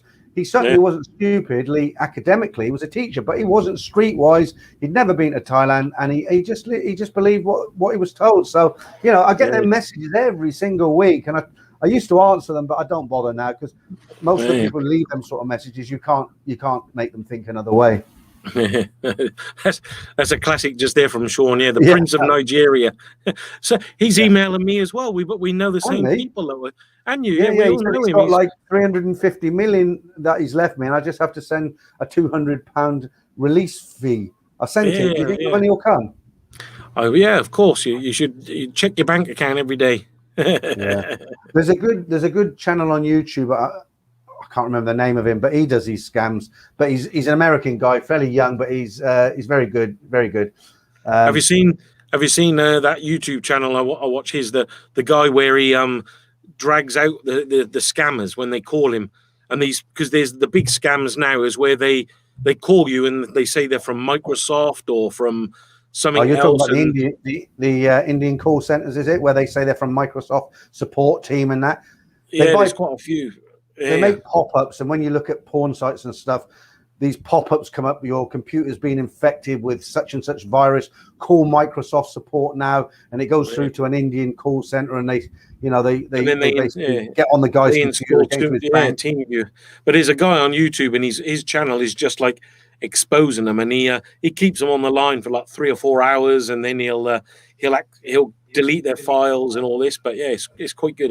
It's funny. I like there's some very clever technical people. I like the ones who actually go into their computers and they shut the call center down. They basically delete all their while the guy's talking, thinking he's conning the guy. The guy's in the background deleting all his files. I've actually heard some of these scammers crying, "Please give me my files back." You know. Exactly. You play with fire, you're going to get burnt, aren't you? Yeah. So anyway, that was my fourth or whatever number question it was. I forgot now. But what we were talking about. We've gone so much off the track. What was the one we did? I done the one about travelers checks last. So your next question. All right, Peter. Do you stay in the same hotel every time? And if yes, why? I've not stayed in a hotel for years. Oh, that's you, isn't it? You haven't stayed in a hotel for years because you live there. Do I stay in the same hotel and why? Yeah, I did, but I think I'm going to change, to be honest with you. I normally stay in the, they keep changing the name. It's a Nana-Thai Suites. It's right at the end of Soi 4. So if you come out of Nana, turn left, not the Sukhumvit way, this way, go right to the end where the tobacco factory is. On the left, there's used to be a Thai apartment building. I've been staying there for probably 30 years on and off, and at least 25 anyway. And it really was a home from home. I mean, the staff are lovely. Never had a problem there. Always safe. They've got a free tuk-tuk goes up the Soi whenever you want. You don't have to wait for it. You just come out the hotel and they take you. It'll bring you back as well if you don't want to walk. And it's just, yeah, it's nice. But the problem is now, I think it's now overpriced because there's a lot of competition. And the rooms, they have renovated the top 2 floors and they are nice rooms. But what you pay for them, you pay more than your regular rooms. They're about 1,400 baht. 1,500 baht for them renovated rooms, which are nice. But now, you know, you've got so much competition, haven't you? I mean, look at all the hotels that have opened up on Soi 4, for instance. You've got Ibis, or Ibis as some people call it. You've got the Novotel, haven't you? You've got so many of these little boutique kind of hotels, these little shop house hotels. You can get a room 600-700 baht now. You know, I'm paying 1,500, so I'll probably change. Yeah, I mean, God, I mean, I live here, so I don't normally stay in hotels that often, unless I go for a quick day trip. But I mean, when I used to, the one thing that always worried me was about getting my stuff nicked, you know, your passport or your money. I mean, they're pretty safe now? I mean, are they safe? I mean, what do you think? Yeah. Just before I get into that, let me just say, answer this one from Paul Patty, who says, Peter, you're a regular visitor to Hua Hin, I thought. Yeah, I am, but I have to go through Bangkok to get to Hua Hin. So what I normally do is I'll come out to Bangkok, stay 2 or 3 nights, go and visit Simon and his family, have a few nights out, head down to Hua Hin for 10 days, and then come back up to Bangkok for another 5 days. So I still like Bangkok, but yeah, you're right. I do head down to Hua Hin. Hi to London Chinese cabbie. You're late in today. Hello, TB chat. Yeah, okay. Right, what was the question? Sorry, Simon. I got off course again. No, we were just saying where you were saying about you staying in the hotel. I was just saying I was always worried about stuff getting nicked. You know, it's like stolen your passports and money. I mean, they're pretty safe now, right? Still, or? I mean, I think the only way, talking to other people as well, the most likely way you're going to get something stolen is if you bring a visitor back to the room that doesn't work in a bar, for instance. I'm talking about a freelance or something like that, because they're not registered. And from the stories I get, the girls who steal are those kind of girls. I'm not going to paint them all. I'm stuttering now because I'm trying to say it in a polite way without putting them down. But let me just answer your original question. Yeah, they're safe. I've never had a problem. I haven't had anything stolen. Even the budget hotels now have safes in the room. Some people will probably leave comments say, yeah, but the staff have got keys and they'll when you're out. But that might be true, but I've never had anything stolen. And in the old days, in that hotel I was talking about, they didn't have safes in the room. They had these lock boxes behind the reception. I used to leave £2,000-3,000 in there, never had an issue with them, never had anything go missing. Yeah. I was just going to, on the same point, you got a couple of questions there from David and where is it? Another David, actually, David Santomaggio, and Where's that? also Dave Andrew. They were saying about a house, cheaper to stay in a house or an apartment or Airbnb, and I think now there's just so many good deals in Thailand. I mean, I use Airbnb a lot, and you can get some really good bargains that are very, probably the equal. Like, for example, if you go to Hua Hin, I'll go the same a lot. She's back. But, I just can't resist. I just can't resist. Sorry. Now we know the sort of photos that are on your computer. But, yeah. Oh, that's your ex. That's your ex there. Yeah, but like you pay 1,400 baht or whatever for a hotel room, but the same you can get a nice Airbnb for that. But saying that, Airbnb and this is sort of one thing that's going on in Thailand is actually illegal here. So you're not meant to operate Airbnbs. Airbnb is officially it's illegal.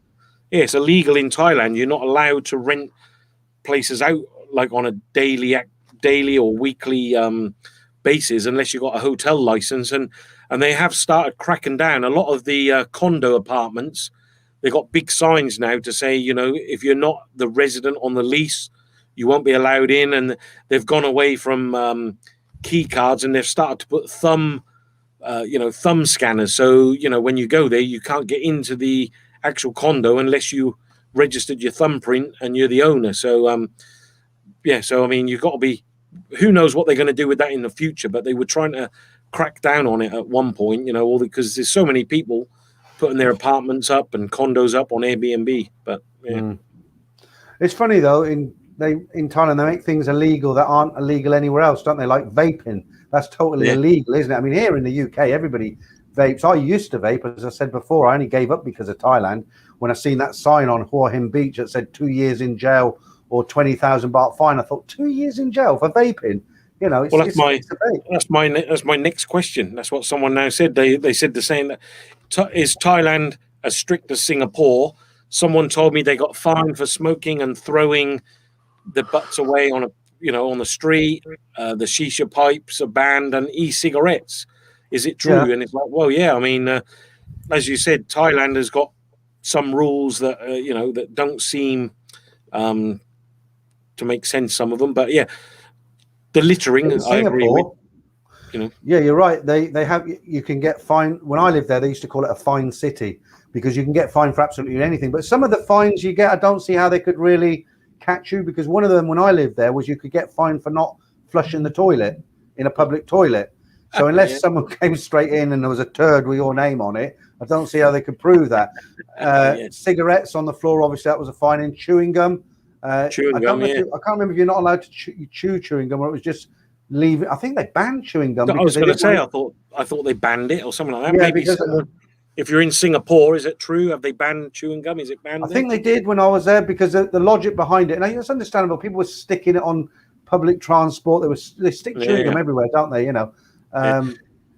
You definitely got. I mean, if you're smoking in Thailand, if you're a smoker and you're walking down the road having a cigarette, especially in the touristy areas, Sukhumvit, Silom, if don't get in, some places you just flick it on the floor, which is not good wherever you are. But definitely, if they catch you doing that here, they'll try to come and fine you. So don't do that. And yeah, e-cigarettes are banned here. So be careful if you're vaping. Be careful where you're doing it, because they're banned here. Actually, I should London Chinese cabbie. Yes, I grew up in Singapore. Long hair was banned in the 80s. Wow. Yeah. Going off track a little bit from Singapore, I used to know a Romanian guy here, and Romania used to be a communist country, and I remember. Okay, I might get my facts straight here, but I was talking to somebody from one of those kind of countries, and they went to see a rock band. So the country he came from, long hair wasn't banned, but it was an Eastern Europe country, somewhere like he came from Romania, or he went to Romania across the border. And when he crossed the border to go and see this rock band, because he had long hair, the police actually grabbed him off the street and took him to a barber shop and forced him, sat him down, and they just cut his hair. And that's a true story. So, I mean, I don't know if it's still like that now, but. Cool. Yeah, I know, that's it. So, yeah. But anyway, I was just going to answer that D-Rock question. I know he said it's at Paul Patia, but but he was on about renting wanting to rent a condo for 3 weeks, but prepared to pay for a month. Some places you can do that. I know I stayed in Jomtien, and it was called the Metro Condo or whatever, and there you can rent them without paying a deposit. You can pay for 4 weeks or whatever, but most of the condos are going to want 2 months deposit and then the month's rent. So if you're only going to stay for 3 weeks, just check with them, But maybe Paul Patia, maybe he knows something more. But yeah. So yeah, that was my question about smoking. So yeah. I don't think I've got any more. Well, I think you answered your other one. No, I've got a couple more here. Sorry. Yeah. It's dementia. I didn't see the second page on my clipboard. Modern technology, eh? Can't beat it. What is a clipboard anyway? What is a clipboard? It's one of them, isn't it? What's that? Like you put the paper under and it holds it. It I just thought saves like. I thought that was an iPad with a white screen. No. I'm too young to know what clipboards are. Yeah. All right. When you finish taking the piss, I'll go with my next one. No, they're good. It's good because I can read it off the screen, but what it is, because I'm 61 and I do, I can make websites in WordPress. I can do these green screens. I'm quite technical for my age, but at the end of the day, I do like a good solid clipboard, and I've got one here. So here we go. Right. Did I do this one? Peter, what is the worst thing you've ever seen to happen to a foreigner? I told the answer to that in the last one. That was the guy who was in the exotic movie. So I'll move on to the next one. Yeah. Peter, you said you had a Korean... this is a good one. Right? So just before I read this story, sometimes I go to Thailand by myself. I told you earlier I had a business, so my wife didn't come with me to collect stock. So I used to go by myself. And obviously I made sure I had a few nights out with Simon and we had a good time. But it was primarily business. So the question is, Peter, you said you had a Korean wife. So I have, yes. And you said you travel alone sometimes to Bangkok. Yes, I do. Are you ever tempted by the bar girls? It's sunny here today, and no, seriously, it's no. I mean, I think they're great. When I go to around the bars in Pattaya and Bangkok and everything, yeah, I could get away with it if I wanted to, but I've never sort of felt the desire to. Simon's making me laugh. Look. You're making me laugh. No, I'm trying to be serious here. No, I don't do that because I like playing the games, the Connect 4 and the brick games and all the rest of it. And I'll buy some ladies' drinks, of course, because they're not going to sit with you for nothing, are they? So, no, I'm not really tempted. No, let's move on from this. I can't keep a straight face because it's not, honestly, I'm not. It's Simon who's making me laugh. I didn't say nothing. No, you don't need to say, because I know him so long. Just watching. He only has to move an eyelid, or because I know him, the way he puts his eyes or a little certain look, that makes, he knows what he's doing. I know nothing. Declare. Right. Okay. So, Fantasy Island. Yeah, no, I mean, to be fair, of course you get tempted. I mean, if you're surrounded by lots of pretty girls, and what man wouldn't be tempted? But there's a fine line, isn't there? And at the end of the day, I wouldn't like it done to me. So, no, I don't, as a rule. Well, no, I don't. Full stop. Not as a rule. Yeah, all right. I got my last question, and actually, it relates to your photo. So I mean, which one? Your friend Stick of the Dump. So it's like, no, that's your. Why are you trying to get away? Why are you trying to deny it? I mean, you told me before the stream that you made a mistake. Is it really hard? So on my last question, is it really hard to tell a lady boy what are the best signs? So well, I think anybody can tell this. Analyze this picture. Yeah, if you analyze this picture, you can see very clearly the muscles at the top of the leg, and the butch hands. Fan club, isn't he? Okay, what about this one then? We'll show this at the beginning of the stream.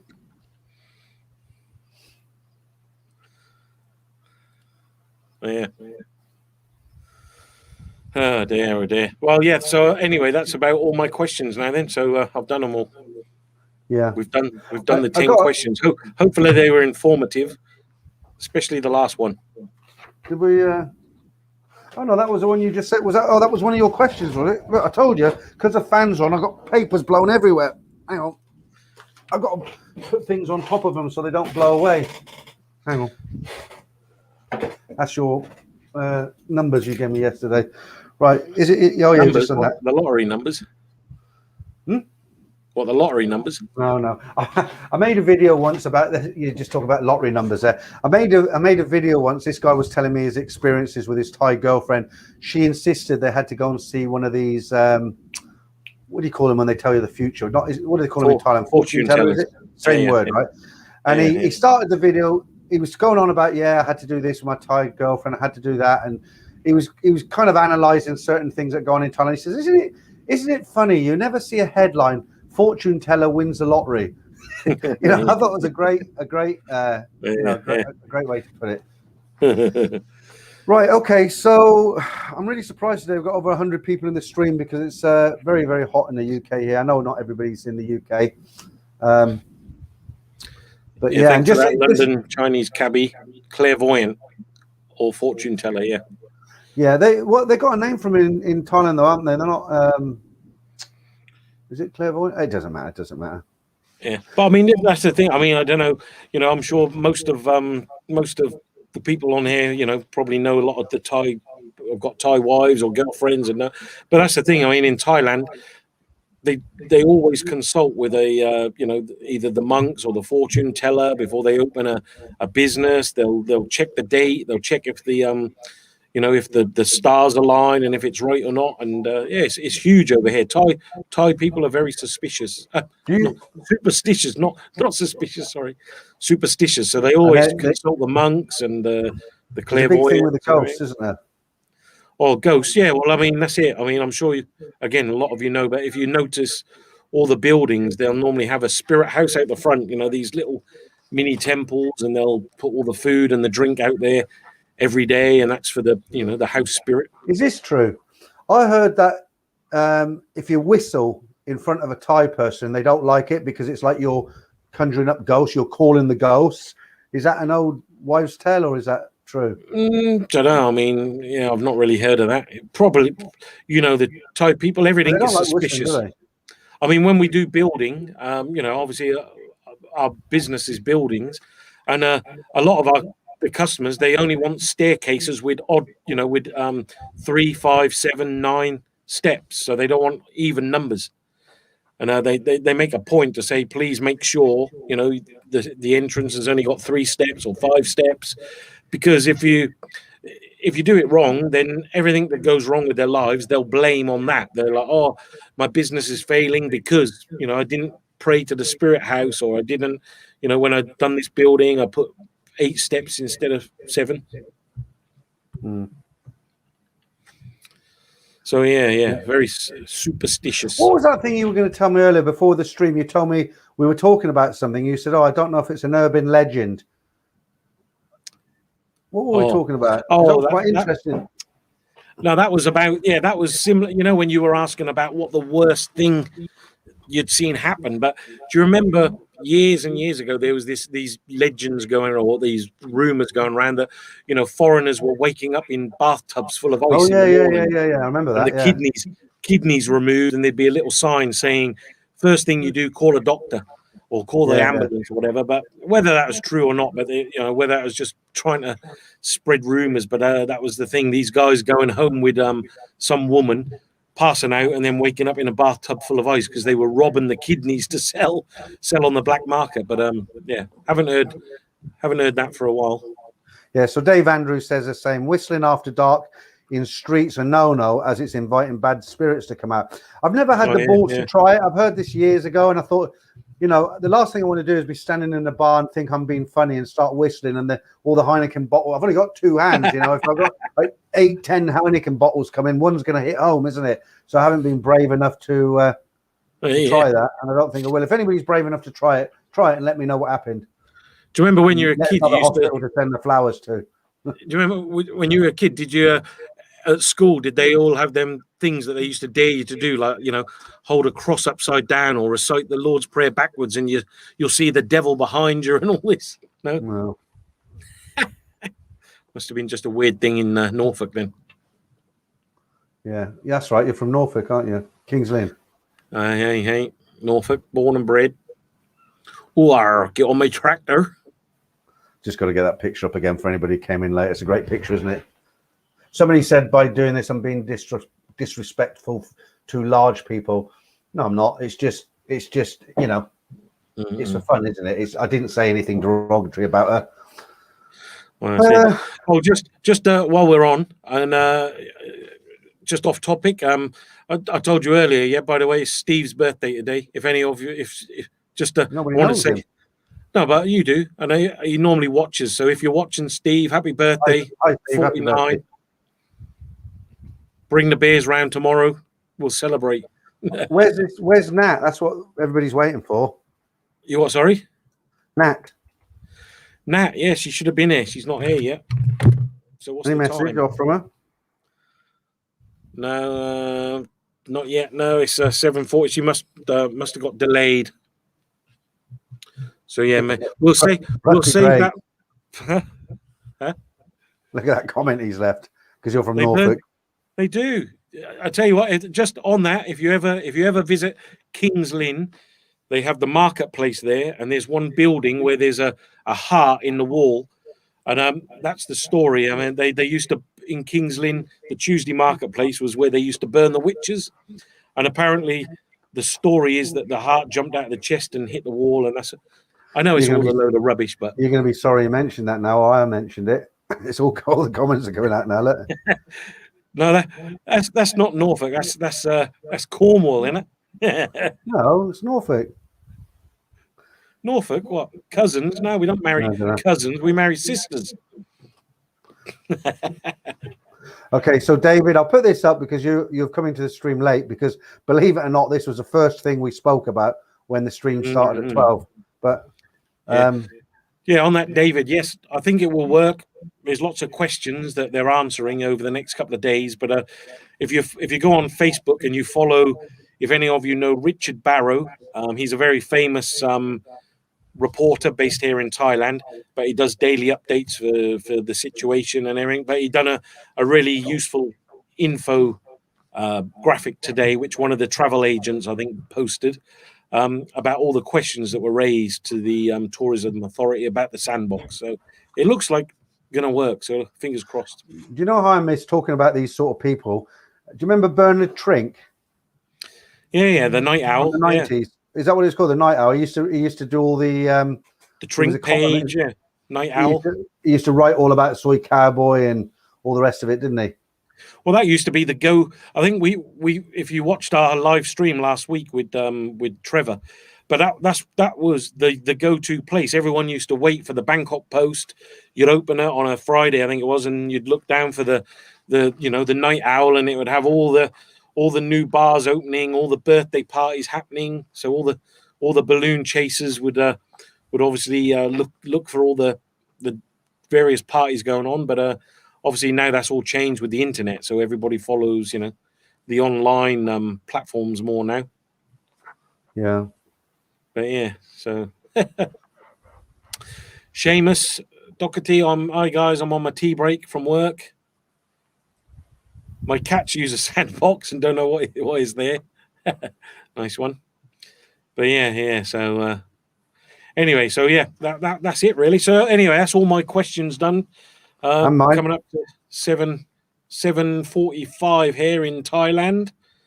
So we're going to be calling it an evening. I'm just playing about with backgrounds here. Yeah, but anyway. Yeah, I've got to finish. Okay. I've got to finish the new episode 4 of Dave and Nat will be posted soon. Yeah, so David Gray, Nat's on Thai time, so late. Yes, and she'll. Is she going to turn up or not? Do you think? I don't know. I don't know where she is. I mean, she said she was coming, but couldn't give an exact time. So Dave Andrews says a lot of bloggers in Vietnam are being told to leave now if they do not have work visas. Yeah, I haven't watched it yet, but that Brett Dev did a video, and it was the title was people are leaving or getting chucked out of Vietnam, but it's the same everywhere, isn't it? I mean, a lot of bloggers in Vietnam have been told to leave if they don't have work visas, but you're not allowed to work in Thailand, are you, without a work visa? They are strict, but and again in Thailand they'll have a cleanup every now and again. Something will change, maybe a new person in has moved positions in immigration or whatever, and they'll have a phase where they'll do a Yeah, I mean they done it. I think it was last year, or well, not last year, the year before. They purged all the diving companies. Something happened, and it was bad press. So then that's it. They went and inspected every single dive company, and if you were working in a dive company and you ain't got a work permit, you were in trouble. And then they done it with the school. Well, I don't know if you watched one of the school teachers on. I think it was about, I don't know, a year ago. They smacked one of the kids, and obviously all the parents were up in arms Oh that yeah, this I read about teacher that. had Yeah. smacked the kid. And I think it was a Filipino who done it. I can't remember the nationality, but I think it was.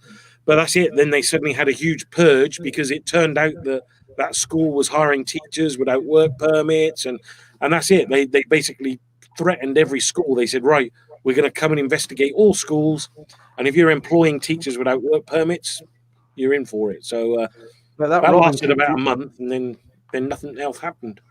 yeah. That Robin keeps using my picture look on his Yeah. and that you're right what you're saying about them purging. And I remember do you remember all the African ladies who were working on Sukhumvit and Soi 4? Loads of them. And I remember saying to Tygo, I said to her, I'm surprised you put up with this, because they're competing for your business, aren't they? Why do they? And then I seen a picture in the bank. Was it the Bangkok Post or they'd rounded them all up. They're all in the police station, sitting, squatted on the floor, sort of thing. So they let it go for a while, don't they? And then they get their arse into gear and away they go. Yeah, for sure. Yeah. Anyway. So anyway, so are we calling it a day? Are we? It's now. Unless anybody else has got anything else to say, I'll do a quick plug again at the end. That won't be coming. Nearly 2 hours now, isn't it? Yep. I think we said hello to everybody. I know it's a bit of a shitty time of the day, isn't it? Wednesday lunchtime in the UK. I mean, we've been racking our brains for weeks saying when is a good time to. It's not the Wednesday because Ed Sweeney used to do his on a Wednesday, but the difference was it was at 10 o'clock at night. But I don't know if you missed it, but Ed had a video out yesterday. Very short video. He's walking through a park talking about doom and gloom again, but it was nice to see him again anyway. But yeah, we've been trying to think of a better time of day. The problem is if we do it late in the evening when it's good for you guys, it's like 4 o'clock in the morning for Simon, and it's really hard, to match it up. Man, Mark him up. Yeah, I recently watched your video on the World War II base. If anyone is into history, I highly recommend they watch this. Yeah, thanks, Mark. That's come up before. It's I put a lot of work into that, but it was I'm into history and aviation, especially World War II aviation. I always have been interested, not just the aeroplanes, but the whole thing. Where I live, we had, at least 10 American air bases, bomber bases in the Second World War. So I kind of grew up with it. So yeah, but thanks that you liked it anyway. Okay, so just a quick plug before we go. So again, this Saturday I'll be live solo at 10. Is it 9 o'clock this Saturday? 9 o'clock for a couple of hours. Don't know what I'm going to talk about, but I normally get through it. I'll have the Cronenberg. That'll help me. And then Sunday night, I'm trying to get hold of. I've got hold of him already. Michael Parrott. I'll be on a live stream with him at 8 o'clock UK time. So if you've got any questions regarding scams and problems you've had with women ripping you off, whatever, then you can put the questions to him. He's a man with the answers, as it were. Yeah. And if you haven't seen the interview with Michael, then definitely go have a look so that you know what he's talking about, ready for the live stream. Yeah, if you haven't seen that interview, the video is called, the thumbnail says marriage scams are everywhere. Hang on, I might be able to get that. You carry on for a second, Simon, and I'll try and get that thumbnail up here. Now we've got this new little feature we're using. You mean with Michael? Pardon? Yeah. You mean about Michael Parrott and the interview? Yeah, I'm just trying to think where. Yeah. So if you haven't seen the interview Peter done, Michael Parrott runs an organisation that basically helps people involved with scams and scam marriages. So I think, as Peter said earlier, and also in the interview, everyone thinks Thailand is really bad for all these sham marriages and all that, but it's actually not. Thailand doesn't even rank in sort of the top 10. So some of the other countries, obviously the US, the UK, and all those sort of places have far more scams for the marriages than Thailand do. So Michael works with various people, lawyers, and other organizations to help people. So he gets contacted by people who have been, scammed and need advice, need help, and does a lot of work for that. So Peter's got another live interview with him on Sunday. Well, So last time it was a video, wasn't it? Well, last time it was just a video, so it's a live stream, so people, they'll be able to ask. Well, Black Bolt, I like the World War II video, good information. Black Bolt, there's a radio program in the Philippines that exposes scam marriages. Yeah, but it's, like Simon just said, that Michael had said, because this is a channel about all things Thailand, we don't talk about the Philippines, Vietnam, and all that. It's Thailand, right? And so any sort of scams that get sent to me, the stories, anybody who's never been to Thailand, I think, wow, Thailand must be the epicenter of girls scamming guys, but it's not. It's very low down the list actually, and we know this because Michael he's got the data and he's explained this to me. Yeah, that's it. And it's definitely worth watching. So yeah, good. Yeah. Did you see that? What was that? There was a program where the American guy was in. There was a few of them, but there was an American guy in Bangkok, and he had that girlfriend. Annie, Annie and Annie? Dave, I think. What was the name of that? That was really good. Well, that was what was that? Black Bolt? Was it Black Bolt? Or it's called the 90-Day Fiance. That was good. That's it. Yeah, and she was saying like, you don't have to get me too much gold because I know you're broke. But the bit that got me on there was when his friends said to him, because they were going to get married, weren't they? And the friend who was sponsoring them is going to let them live in his house. She said, "Oh yeah, when I come home from work, I'm a bit tired. Bearing in mind this girl was going to be his wife."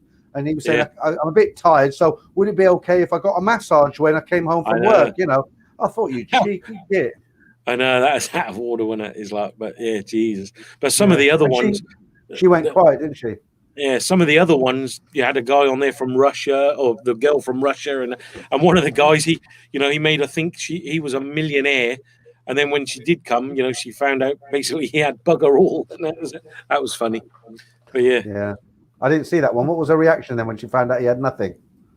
Oh yeah, I mean, I think I didn't see the whole end of the episodes, but yeah, I mean, she really didn't, put up with it. She hated him for it. She was only with him for the money. Yeah.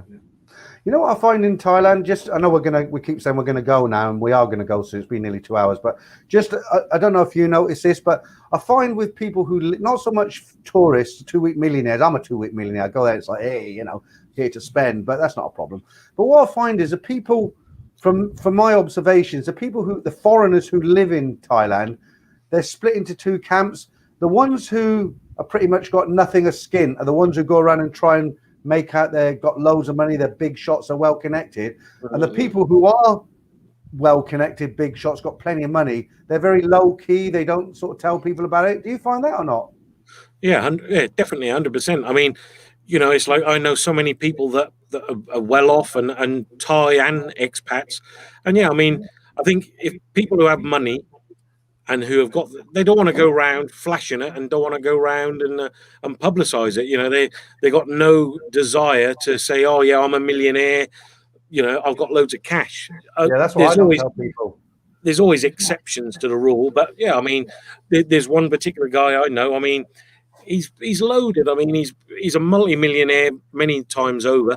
And to look at him, you would think he walks around in flip-flop sandals, just normal, not no designer clothes, just regular clothes. He drives a fairly old car, and you'd never think he owned. Well, it's like that guy. He's a multi-millionaire. I just remind me. It's like that guy you introduced me to in Tilak Bar. I won't name his name, but. He goes out for the happy hours, funny enough, but he's a millionaire, isn't he? And you said, hey, Peter, this is, and he was a real nice guy, but I looked at him and he could have been living in a bloody one-room, shack at the end of Soy 4, for all I knew, looking at him. But apparently he's a multi-millionaire, isn't he? Yeah, no, for sure. And he went there specifically for the happy hour drinks. Oh yeah, I mean, but then that's maybe probably why they're millionaires. They watch the pennies and they look for the savings. And thinking about it, I don't think he got me a drink either. Did he get you one or not? Yeah, of course. The other thing that used to get me on this same sort of subject, kind of, is I made a video about it, but I won't go into that. But when you're in Pattaya, you meet all sorts of characters down there, don't you? And you'll be talking to a guy at the bar. And I don't know if he's trying to convince me or convince himself. He'll come out with something and he'll say, yeah, I was I was in the SAS, and I'm still on standby. I'm in Pattaya because we're close to China, and the phone could go tonight. I could be flown out of here on a military jet. So if you don't see me tomorrow, the next day, you know what's happened. And these guys are telling stories like this, and you look at him, and he's got a Singer beer vest on, a pair of old shorts that look like they haven't been washed since the Flintstones were around, and flip flops. And you're thinking, are you for real? Yeah. Did you ever get any of these stories when you were around in Pattaya? You're going to say, what's that then, aren't you? Because you're not listening. He does this all the time. He calls it multitasking. No, I just put that comment up, and I was then reading it at the same time while you were talking about it, because it was referring to the 2 week millionaires that you talked about earlier. Sorry. Yeah, I'm just saying about the guys in Pattaya who tell you stories. Like one guy actually, this is a true story. One guy actually told me I was in a bar and he was being really tight. He wasn't buying rounds and stuff, and he called me one side. He said, "Listen, I'm going to tell you something, but don't mention this to anyone. I'm actually on the run. I did a massive bank robbery in London, and I've got this money tucked away, but I'm waiting till it cools down. So I've got to pretend to be like I haven't got any money, Somebody believed it. I said, well, I'll get you a beer then, because you're going to get me 10 when you get this money. But all rubbish, all total rubbish. Yeah. What about you guys? You heard any of these funny stories? Well, not funny, they're pathetic. But I think that's the thing is, though, that I think that's why that's why Thailand's so great. I mean, the characters you meet. I mean, I know quite a few. When you were saying about the SAS, I mean, I know a couple of bar owners, and they are ex SAS. They don't go around telling everyone they're XX. No, well, exactly. Right. They don't need to, and people know who they are and what they've done, and the same. There's people here I know plenty of people here who are running away from something they've done in another country, scammed lots of money, and they're living a life. They're forgiving you now. You can come back. Yeah. Oh, yeah. Okay, I'll be back next month. But yeah, well, but I mean, there's so many characters, and I think that the thing is as well. It's like, I think we spoke ages ago. In Thailand, you could be sitting in a bar, you could be sitting next to, a multimillionaire, someone who owns a multi-million-pound company, and you're all in the same sort of environment and having a chat and bumping into these people. You'd never cross paths with them normally in other places. So I think that's big attraction. You were texting me one night, and I said, "Where are you?" And you sent me a few pictures, and you were sitting next to the mayor somewhere. Or was it the chief of police? Or well, yeah. Well, that's it. Yeah, I mean, yeah, I've been different functions, and you're there, and there's the prime minister or someone else, and you never get anywhere. We're near them. I mean, a couple of years ago in Chinatown, funny enough, Chinese New Year, you get all the royal family coming through. And, we watched all the motorcade go through, and they went past. And then we were walking home, and we went down this tiny little soy. It was a little back street and really winding. And there was this big crowd of children, and they were doing this dance, and there was these other sort of people there. And the next thing you know, there was the princess, and she was there. You could have almost, reached out and shook her hand. There was no big security. There was no big bodyguards. It wasn't cordoned off. And that's just Thailand for you, at a school. And there's the princess watching this dance going on. And it wasn't advertised. It wasn't promoted. And it's fantastic. That's why I love Thailand. Those sort of things. I don't know why, but I thought you were going to say I went down this small soy and there was Freddie Mercury. I don't know why I thought that. That's what I thought. But I actually bumped into Jean-Claude Van Damme I bumped into a couple of when I was in Pat Pong Market one night. I was walking down there, and there's Jean-Claude Van Damme, and then in Phuket he was just walking in Pat Pong. Was he on his own? Was he with a girl, or was he with a couple of bodyguards? Well, don't need bodyguards. Well, I don't know if they were bodyguards, but there was him and a couple of other guys just walking up Pat Pong, and the same in Phuket. Rihanna was walking up Bangla Road. Rihanna. Yeah. Well, tell everybody about the time you were walking around with the two strippers, the male strippers from the UK. That was great. That was They used to wear leather vests and their muscles are hanging out, weren't they? Well, I mean, don't get it wrong. I wasn't in. No, back years and years ago, we used to have an entertainment company here, so we used to do, lots of events and sound and light and parties and stuff. And strip shows. Yeah, we brought over a load of male dancers, and they, like the Chippendales. and it was Matt and Chico. So I mean, Matt, Chico, and another guy, Darren, and yeah, they were over here, and we were doing lots of events. And funny enough, my mum was over that year, and so she was walking down Soy 4 with all these strippers on her arm, bless her. And but yeah, and then funny enough, I saw him a few years later, and now he's quite big in the UK. He's like Chico Chico time, is Chico time, yeah. yeah. But I was thinking more the reaction from the girls, you know, because obviously they loved it. Guys, you know, I mean, you told me they'd be screaming at them. Normal girls are like, yeah, oh yeah, that's it. The Thai girls were loving them. You know, they're walking down in all their outfits and all that. But yeah, I don't know why though. It don't. When me and you walk down the road, it don't seem to happen. I don't know why though. Very strange. I know, very strange. I tell you what, really is funny. Do you remember years ago when we used to walk down the street? You know, you'd get all the girls. Hello, handsome man. Where you going? What do you mean? Remember? Yeah, but now it's not. Now it's not handsome man. Now it's like, hey, Papa, where you going, Papa? You know, it's like, come on, am I really that old? Well, don't forget when I first went down to Patio, I was 31. I'm now 61. So I mean, yeah, I mean, I it was kind of strange. I remember walking down Soy 8. I hadn't been there for a few years, and they were like, Papa, or Pa, whatever they call you, and I'm like, who's she calling Pa? And it was me. Yeah, you know, getting older. That's it. Well, I always remember when we go out, you know, they always think I'm his son, you know. Yeah, right.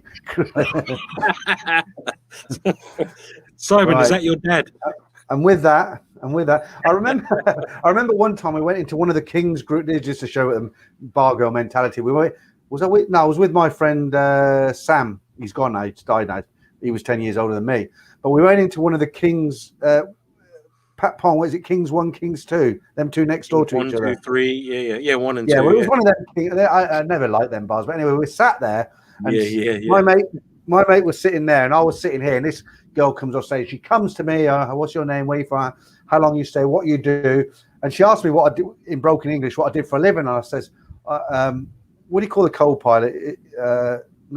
The co-pilot in an airplane. You call it co-pilot. Yeah, co-pilot, I said it in much simpler terms than that. She said to me, "What do you do for a living?" And I went, you know, fly. Number two. I said, number 2, I fly. And she's like, oh yeah. And she was getting really interested. And then she said, your friend? I said, oh, he captain number 1, my boss. And she just dropped me like a hot rock, you know.